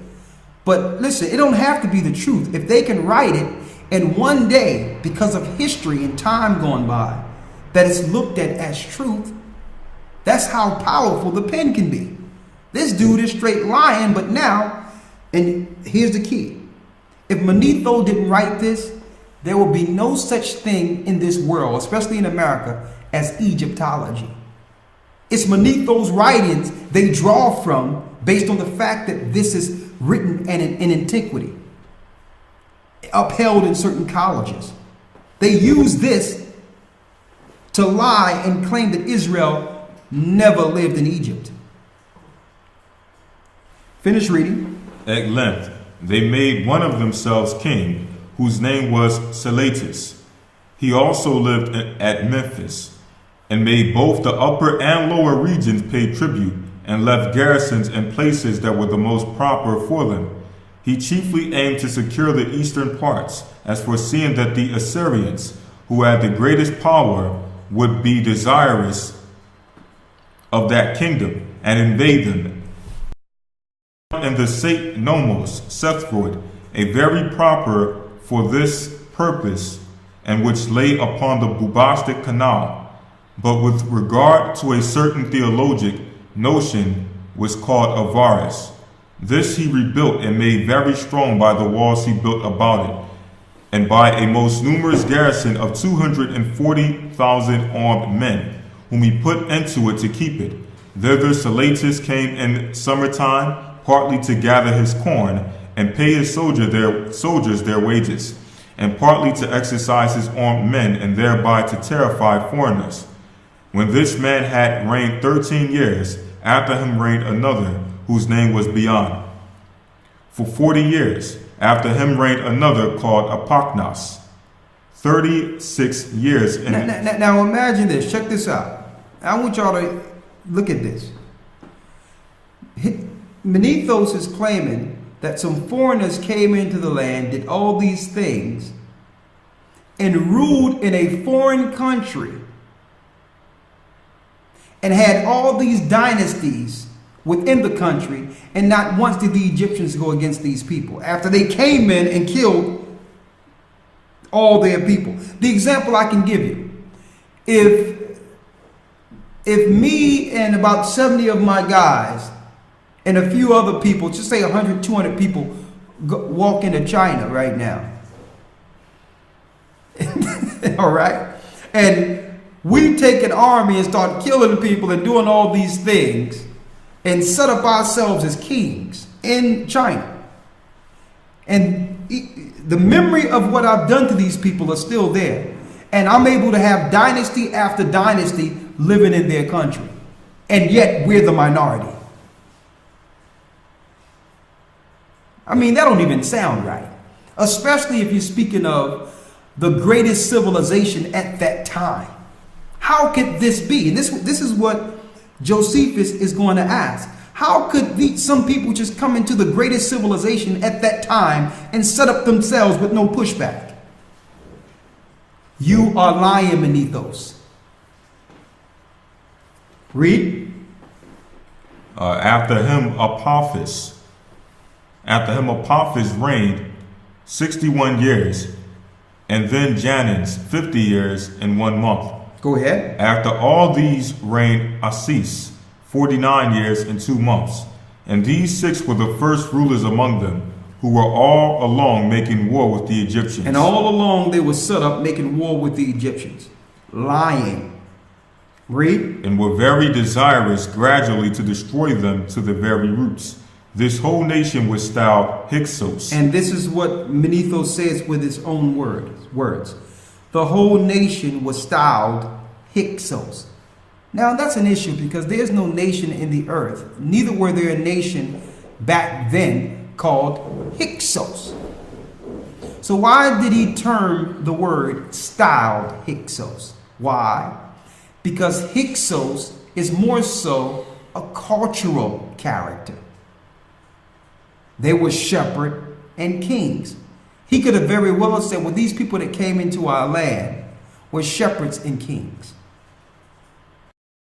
Use that term because that relates to Jacob, who got all that sheep and flock from Laban, who were shepherds, who eventually became kings in Egypt, not because we took and destroyed Egypt, because we saved them from a famine, and the king set up Joseph as ruler. See? This history is so important, brothers and sisters, for you to understand. And without this knowledge of the Bible, there's no way you'll be able to go into this history and break it down and pick out the lies. And you notice in all these institutions now, they're like, well, you can't really deal with the Bible. The Bible is, been tampered with. It's no more. It's many translations. Just put that down. No. The Bible is the key to break down the lies that was written against us in past history. Because regardless of what you say about the Bible has historical content. It's a history book. It's a history book, and you can go back in time and know what was going on in any period, according to the Bible. So now with the Bible, I can break down this guy's lie right here. If we were in Greece during this time, or in Rome during this time in which Joseph is making this argument, we would have posed the same argument. You know you're lying. There's no people named Hyksos. Right? It says, this whole nation was styled Hyksos. Read. That is shepherd kings. That is shepherd kings. Go ahead. For the first syllable hic, according to the sacred dialect, denotes a king, as is sos, a shepherd. But this according to the ordinary dialect, and of these is compounded Hyksos. But some say that these people were Arabians. But some say they are were Arabians. Now, you notice how it says some say these people are Arabians? Mm-hmm. The same way if you talk about Christ today or the Hebrews today. They'd be like, well, aren't they Middle Eastern? Weren't they Arabs? You notice that? They do the same thing just to knock you off the beaten path. Okay. Read. And also, if I can mention this, this also shows how much of a liar he is, because he just mentions that nobody knows who these particular people are, but then he throws in the idea that they are Arabians. Now the question is, are they Arabians or are they? Or you don't know who they are. Right. Exactly. So what Josephus is doing here? Josephus is showing that there's contradictions in all of Manetho's writings. So if there's one contradiction, you can throw it out. That's why he says, I'm going to put this out as evidence, as if we are in court.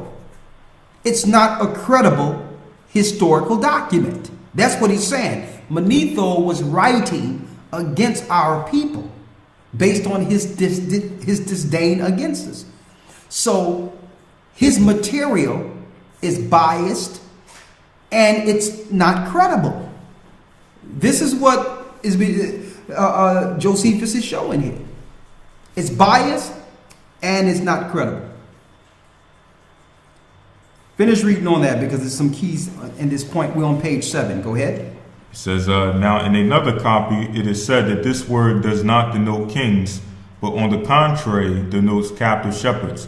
And on this account of the particle hic, for that hic with the aspiration and probable opinion, and more agreeable to ancient history. But Manetho goes on. These people whom we have before named kings, and called shepherds also, and their descendants, as he says, kept possession of Egypt 511 years. After these, he says that the kings of Thebais and the other parts of Egypt made an insurrection against the shepherds, and that there a terrible and long war was made between them. He says further that under a king whose name was Alis Phragmuthosis, the shepherds by him, and were indeed driven out of parts of Egypt, but were shut up in a place and contained 10,000 acres. This place was named Avaris. Manetho says, that the shepherds built a wall round all this place, which was a large and a strong wall, and this in order to keep all the possessions and their prey within a place of strength. But that Thumosis, the son of Alisphramuthoses, made an attempt to take them by force and by siege, and 480,000 men to lie rotund about them. But that upon his despair of taking the place by that siege, they came to a position with them that they should leave Egypt and go without any harm to be done to them, whithersoever they would, and that after this composition was made, they went away with their whole families and effects, not fewer in number than 240,000, and took their journey from Egypt through the wilderness for Syria. But that as they were in fear of the Assyrians, who had then the dominion over Asia, they built a city in the country which is now called Judea. So hold it right now. So this is Manetho's words, right? Mm-hmm. So Manetho is saying that eventually, after these people did all this bad stuff to us, we let them go free without harm into the wilderness. And because the Syrians controlled parts of Asia, these people eventually went into Judea. Now, even back at this time in history, we all know what people, even in the 1st century, 3rd century, or whatever it may be, we know and they know the people who went into Judea. Why did Manetho mention Israel one time in this document? Mm-hmm. He mentioned the exact route that it took us to leave Egypt, go into the wilderness, and walk into the land of Canaan. But instead of saying these were the children of Israel, he made a record to say that they were Hyksos. Why? Not to deceive the people who were back then. That history was being written so that when we read it thousands of years later, we will believe that this historian is credible. He was writing the lies for us now, so that we could know in the time of our captivity that in fact our people are the children of Israel. See, you couldn't pull this over on Josephus because at this time we were still in Israel. We knew.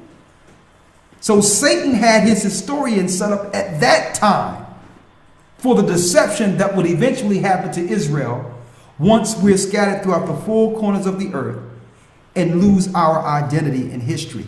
That's what they was pinning this history for. He was using Manetho and the Greeks to set up a record to deceive us down the line. And I'm saying this because the Greeks are not the people that's bringing this history no more.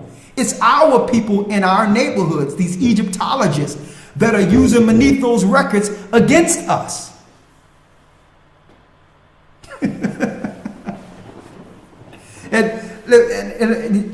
Man, I thank the Most High that we got this history, because I remember being on the street. It was around 1998. Man, some of these records, I wish I still had. Some of these things are on VHS tapes, old tapes, but I don't know where they are now. But I was speaking to this historian on the street, and he was going on about saying, well, there's still some questions whether or not Israel really existed as a nation when it comes to the writings of ancient history. And I say, what writings? You talking about the writings of Manetho? And then he's like, well, yeah, Manetho. I'm like, Manetho is the key writer, the Egyptian historian. I mean, right? He said, well, yeah. I'm like, okay, let's talk about Manetho. Manetho won't mention Israel, but he would mention the shepherd kings, right? And the guy was like, what? You should see the look on his face. I'm like, so who's the shepherd kings? And the guy came back and said, well, no one knows who really they are. Oh, you don't know who they are. So are you telling me they can't be Israel? You should have seen this guy's face. Like, where do you guys, where did y'all get this stuff? We read, people. They expect us, they usually deal with us from the platform of ignorance. That's where they usually we get into a conversation with people. This is how they look at us. They always deal with the conversation with us from a stance that we're here and they are here. We're down here and they're up here. That's their conversation with us. But when you have a normal conversation and you're on equal footing, now we can talk. Excuse me, sir, let me agree with you that, all right, Manetho said, all right, let's talk about the Hyksos for a second. Who is the Hyksos? Because Manetho mentioned him, right? And then the guy was like, yeah. Well, they're still trying to figure that out. I'm like, exactly. So are you telling me they can't? Hold up. You don't know who they are, but they can't be the children of Israel. Mm-hmm. I'm like, all of you are lying. You all know we are the people that walked through the Red Sea. But if you acknowledge that, then you have to come around and admit that the Bible is the most exact record compared to any other book on earth right now. You would have to admit that the Bible is valid.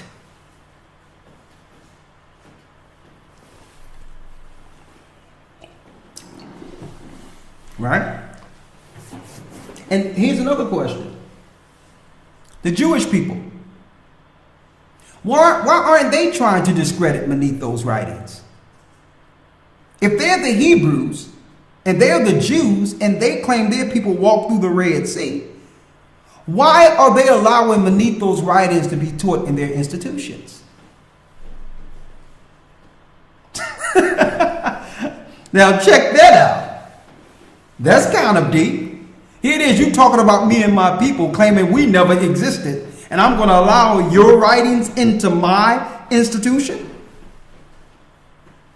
No, they're the Greeks. They were in league with Manetho. Okay? There's more. Go ahead. They built a city in that country which is now called Judea, and that large enough to contain this great number of men, and called it Jerusalem. So Manetho's even admitted that they called it Jerusalem. So who's these people? Are they the Hyksos? You see how they'll mention everything but omit the Most High's people's name. They can be Asiatics, or every time I look at these history channels too, I used to get mad because I'm a history buff, brother. And if I'm looking at CNN or something and a commercial comes on and say, you know, who was these ancient records revealed on the History Channel? Could it be that these people who walked through the Red Sea, that this happened or that happened, come and find out the mysteries of the Bible? When I hear something like that, we didn't have TiVo and those things you could record. Even if I had to call out work, I would need to see what they're dropping, just to see what I would call out work just to be there to see this. And I'm like, man, they gotta be revealing something. I want to see what they're revealing based on prophecy or whatever, or what they're hiding. And every show they have is to actually, believe it or not, give ability to their lies. And to leave more questions in an area in which we need answers. Because listen, if I'm looking at a television show talking about mysteries and all that, why is it all the experts are asking questions? All the experts are on there saying, well, it could have been, or it might have been this, or some say it was the Asiatics, but others might say they were Chinese and Hamitic. I'm like, man, I'll be ready to throw something at the TV, man. I'm like, you people are lying. So it still comes back to Psalms 83. Let us cut them off from being a nation, so the name of Israel be no more in remembrance. One moment, I think the camera went out a little bit, right?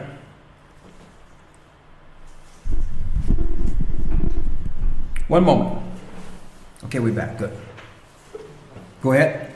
Now Manetho in another book of his says that this nation thus called shepherds were also called captives in their sacred books. And this account of his is the truth. He says, now listen to this clearly. Now Manetho in another book says, now he's using two separate records. Manetho told the truth in one book and lied in the other.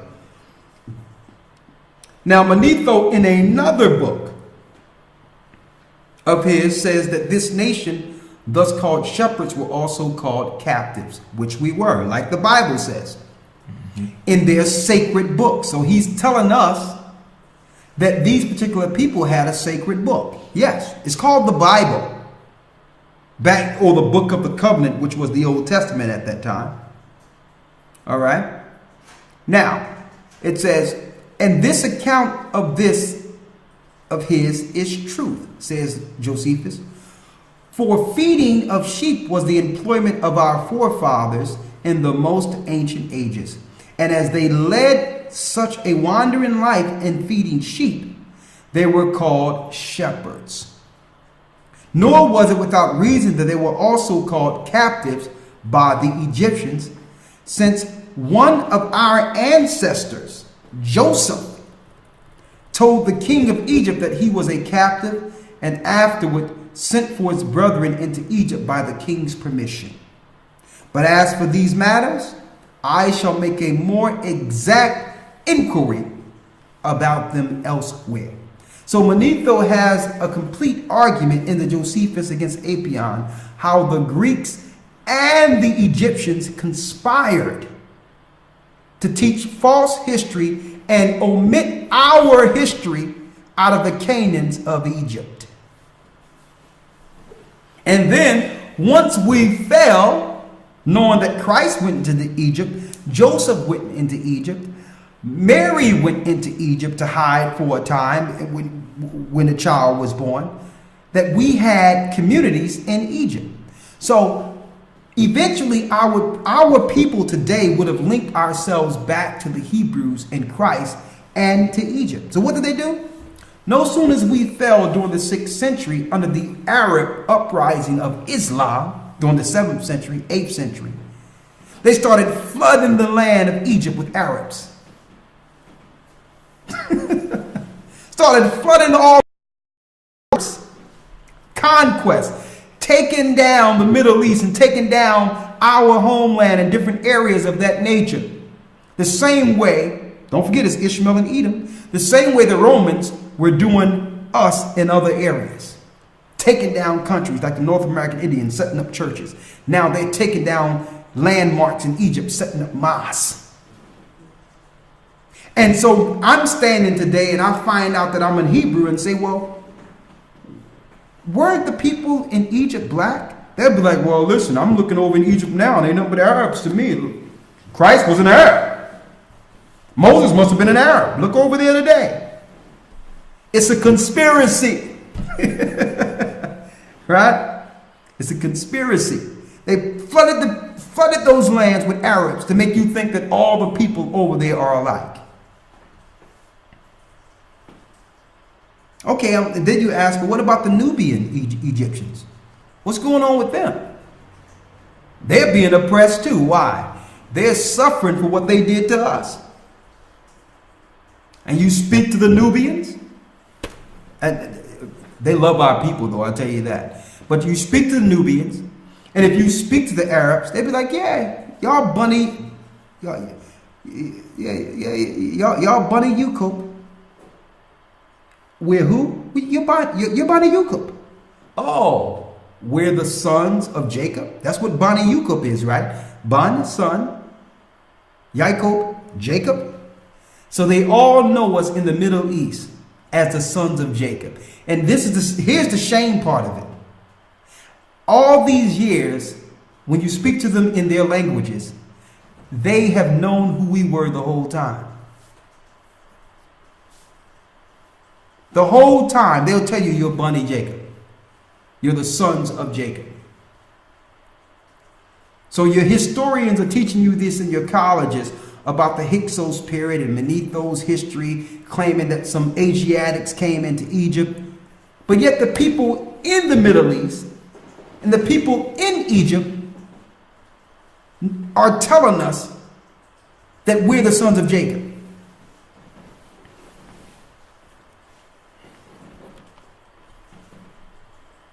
The sad part of this, brothers and sisters, even if our people knew at this point, I don't think they would care. Mm-hmm. That's the sad part. Now, there's more to this, but I'm going to let y'all all read that on your own time, because he rips Manetho up on every point he made against our people. It's too much to go into in one lesson. But you have the history yourself. the passages, everything you need to destroy that argument that's given by the Egyptologists and those that are dealing with the what they call that, the black, the Afrocentric religion in itself. I can't stand the Afrocentric religions. I'm gonna tell you straight up, because it's a total diversion, and it makes people close-minded. I can't base my beliefs, my teachings, and what the Most High gave us off of just black people, because it's like a horse with covers over his face. He can only see forward. He can't see past those blinders. So we're not operating like that. You know, we got people now saying, well, listen, the only way I'm going to deal with the 12 tribes of Israel is all the 12 tribes are black people. I'm like, listen, I'm open for that. Show me how the 12 tribes are black people, when I have research showing you who they are. We know who the tribe of Dan is. We know who all these different tribes are. And guess what? Dan looks like the Indian tribes. Dan looked kind of like Naphtali today. So these people all these people don't have black features, but they're the 12 tribes of Israel nonetheless. Now, let's get a few more things I wanted to hit. Before we go, destroying this African deception that's out there.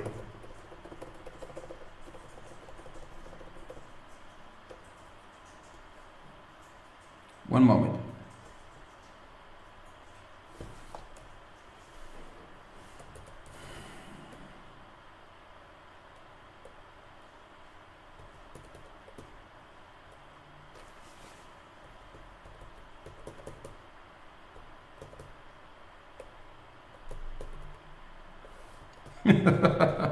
Okay, I'm gonna skip directly. I'm going directly to page. This is all. Let me go down here. I'm going to page 11 in the document. Let's skip over to Manethos. Y'all can read that in your own time. I want to see. I want to read something from the Babylonian Talmud. Still breaking down the African deception. 108 and B of the Babylonian Talmud. Now, let alone the Talmud, for those who don't know, is the record and the ritualistic book of the Jewish people today. They do not follow the Torah. They do not follow the 5 books of Moses. They do not follow the New Testament or the Old Testament. That's a cover. The book they follow is the Babylonian Talmud. I had a rabbi myself admit that the Talmud they followed, the Talmud that they read from, is not even from Israel. It's from Babylon. I have that on record where a rabbi on the radio show admitted that the Talmud is Babylonian. So my question is, if you are in Hebrew in Israel or whoever you claim it to be, why are you following the Talmud when that have nothing to do with our record? They're sorcerers. But let's hit this. It says Babylonian Talmud 108b.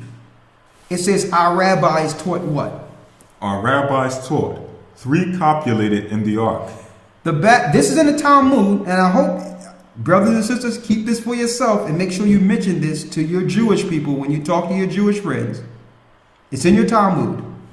3 copulated in the ark. Read. And they were all punished. The dog. The dog is punished above all animals. The raven. The raven. And Ham. And Ham, which is the father of the predominantly dark races or the North Africans. Read. The dog was doomed to be tied. The raven expectorates. And Ham was smitten in his skin. So, in your Babylonian Talmud, it teaches you that to be black is a curse. To be someone of a darker hue is a curse. Right? Now, the footnote for this particular passage in that same book states the following. Read this. An example. From him descended Cush, the Negro, who was black-skinned. That's in their Talmud. From him descended Cush, which is Ethiopians. The Negro, who is black-skinned. So this is what they're teaching their children in the Talmud. Now, of course, we're not from Cush. We're from Shem. But the scriptures let us know that the Most High will gather many of our people out of Ethiopia. We, during the time after we was fleeing Jerusalem in 70 AD, we went into Ethiopia. So they are a dispersed of Ethiopia. Let's get that in Zephaniah, 2nd chapter.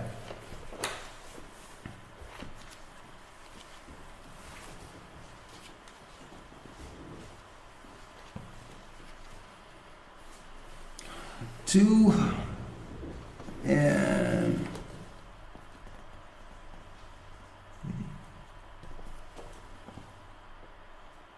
let me get it here. Was it Zechariah? 3 and 10. Is it 10th verse? 3 and 10. 3 and 10, read it. It says, we in Zephaniah 3 and 10, read. Zephaniah chapter 3 verse 10. Go ahead. From beyond the rivers of Ethiopia.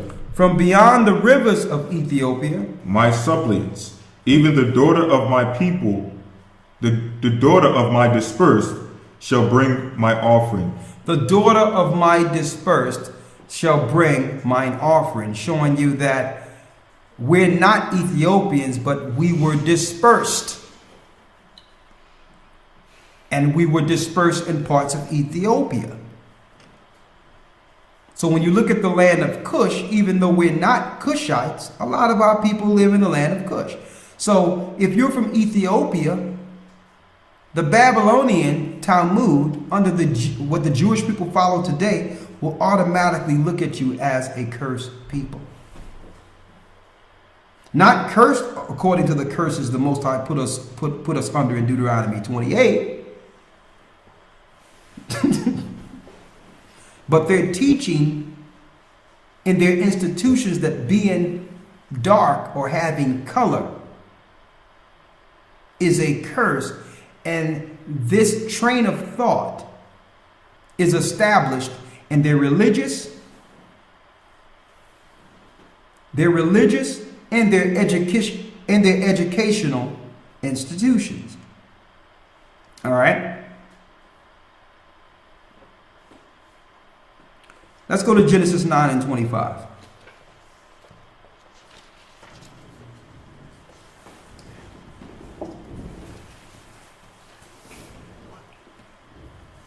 Thank you.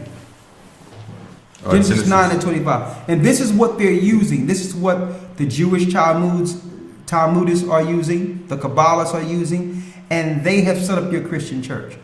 Okay? The Christian church is Jewish too. Let's make that clear. The Roman Catholic Church, with the Pope and all that, follow the same guys. They follow the Talmud. They follow Satan. They're Kabbalists. You look at your cardinals. You look at your Pope. They all have those little yarmulkes on their head. It's the same religion. Read Genesis 9 and 25. Genesis chapter 9 verse 25. And he said, Cursed be Canaan. Cursed be Canaan. A servant of servants shall he be unto his brethren.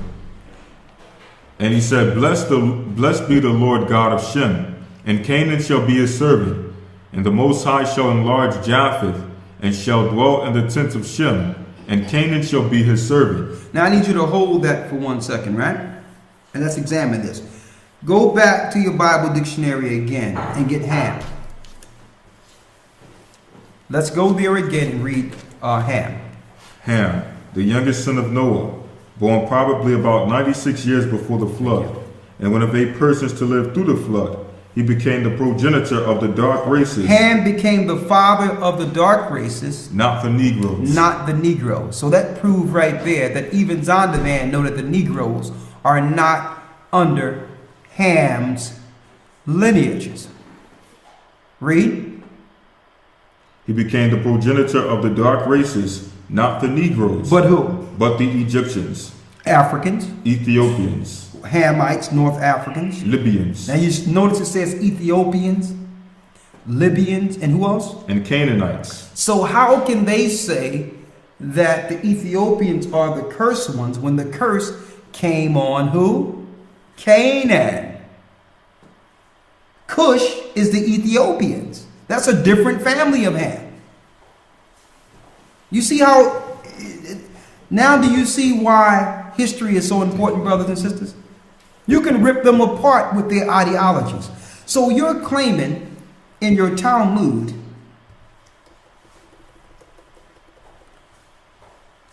in a footnote from him descended Cush, who is black-skinned. Now, they're doing something else here. They're making people believe that only Cush is the black-skinned one right here. When Canaan originally was dark-skinned, Ethiopians, Libyans, Egyptians, they were all dark-skinned. Right? Now there's more. Let's go to Genesis 9 and 25 again. Genesis chapter 9, verse 25. And he said, Cursed be Canaan, a servant of servants shall he be unto his brethren. A servant of servants shall he be unto his brethren. And he said, Blessed be the most high power of Shem, and Canaan shall be his servant. The Most High shall enlarge Japheth, and he shall dwell in the tent of Shem, and Canaan shall be his servant. And Canaan shall be his servant. So I'm pulling this out, brothers and sisters, because Christianity, the whole philosophy of black people going into captivity and are Gentiles, come from this passage. This is what they use to say that this is black people who went into slavery. And slave masters on plantations use this scripture so that good slaves can know that, listen, this is your part. God put you in this condition, serve us, and you'll die and go to heaven. This is what they were teaching on plantations. That we were from this cursed seed of Ham, and that our captivity and us serving other people in Americas and different parts of the world was due to this particular verse. Here's my question. See, I used to sit down with pastors, go in there with a suit sometimes, in the 90s, and I would just sit and talk with them because, sometimes I wanted to exchange understanding. And I would say, well, who are we according to the Bible? He was like, well, it doesn't matter, son, but, we are dealing with the curse of Ham. I'm like, interested. So, and then eventually I get put out when they realize I understand what's going on. But before that happens, I pose certain questions. Why is it you know about this curse of Canaan, and you've never mentioned in your churches the curse of the children of Israel who would go into the slave ships in Deuteronomy 28? How is it that you know immediately that you are from the cursed seeds of Canaan and ignore the curses that came on the children of Israel? That's food for thought. This is what they promote in their institutions. Why? Because it places us in a different family lineage altogether. That's what they want. They want us in the wilderness searching for an identity. And they're willing to put us in an entirely different race to do so. Now, in the grand scheme of things, people will say, well, does that matter? Yes, that matters. Because how can I understand prophecy concerning the people in the Bible if we don't know who the people are? If there's prophecy concerning these particular people in the last days, how do I know if the book is correct if we're pertaining prophecies to a people who are not the people?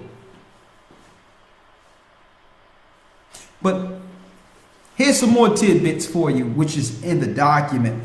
And when a lawyer compiled a lot of these, I thank the Most High for this. When I read some of these things, man, brothers and sisters, I almost fell out of my chair reading some of the stuff that they taught in early Christianity. There's no way a Christian can continue to be a Christian if you were to go into the minds of the architects of this particular religion. There's no way a Christian could follow Christianity if they knew the mindset of those who constructed modern Christianity. It would be impossible.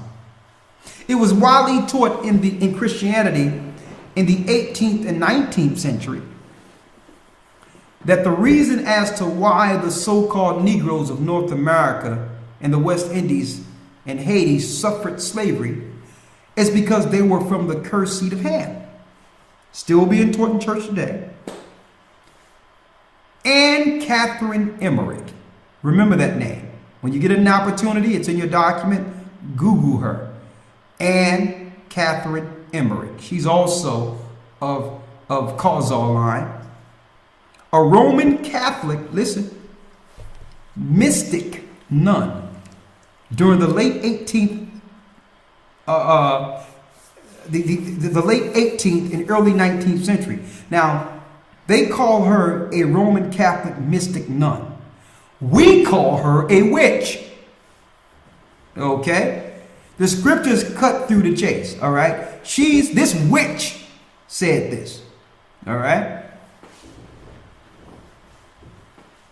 She have her writings which are widely respected by Roman Catholics even till this day. Christians have her writings in their library and have no idea what she's really about. She had some writings, highly respected writings called The Life of Our Lord Jesus Christ. She alleged that these writings were from visions revealed to her at the age of 6. Okay? Now, as far as I'm concerned, you can take that 6 and put 2 more 6s right next to it, based on some of the information that spewed from this woman's demented psyche. Listen to the information that was given to this girl at the age of 6, which is probably one of Satan's children. And it was revealed to her information concerning the children of the god, the giants. Here's some of her excerpts. Read that. It says, but God replied that it would not be so, that whoever should kill Cain, he placed a sign upon him, that whoever should kill Cain, he placed a sign upon him, that no myself be punished sevenfold. Cain's posterity gradually became colored. Hold up, here's the mark. The mark of Cain, the killer, the murderer. What happened? Cain's posterity gradually became colored. Cain's posterity gradually became colored. So he was white, and now he's being colored. And I never like that term when people say, well, we're colored people. When I think of colored, I think of a canvas of white being colored in like a coloring book. It says here, Cain's posterity gradually became colored. So that was his mark, according to this woman's visions. Now, that's not the scary part. The scary part is she's recognized as an authority in the Roman Catholic Church and in all Catholic theology. That's what's scary. Who's recognizing this? The people who set up your churches, your theologian schools, and teaching the people in the ghetto, yes, that they're from the cursed seeds of Ham. This is what they believe. They believe that Cain posterity gradually became colored. Read. Ham's also were browner than those of Shem. And Ham's children were also browner than those of Shem. Now, what is that saying? What is that saying psychologically there? That automatically dark is bad. Dark. The darker you are, the worse you are. Listen. The nobler races were distinguished by a particular mark, always of a lighter color. In her writings that she claimed God revealed to her at the age of 6, nobler races were distinguished by a particular mark, always a lighter color. Read.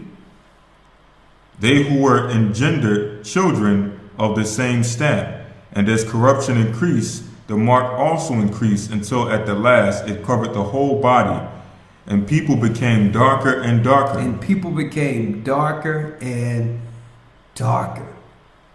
Go ahead. But yet in the beginning, there were no people perfectly black. But in the beginning, there was no people perfectly black. They became so only by degrees.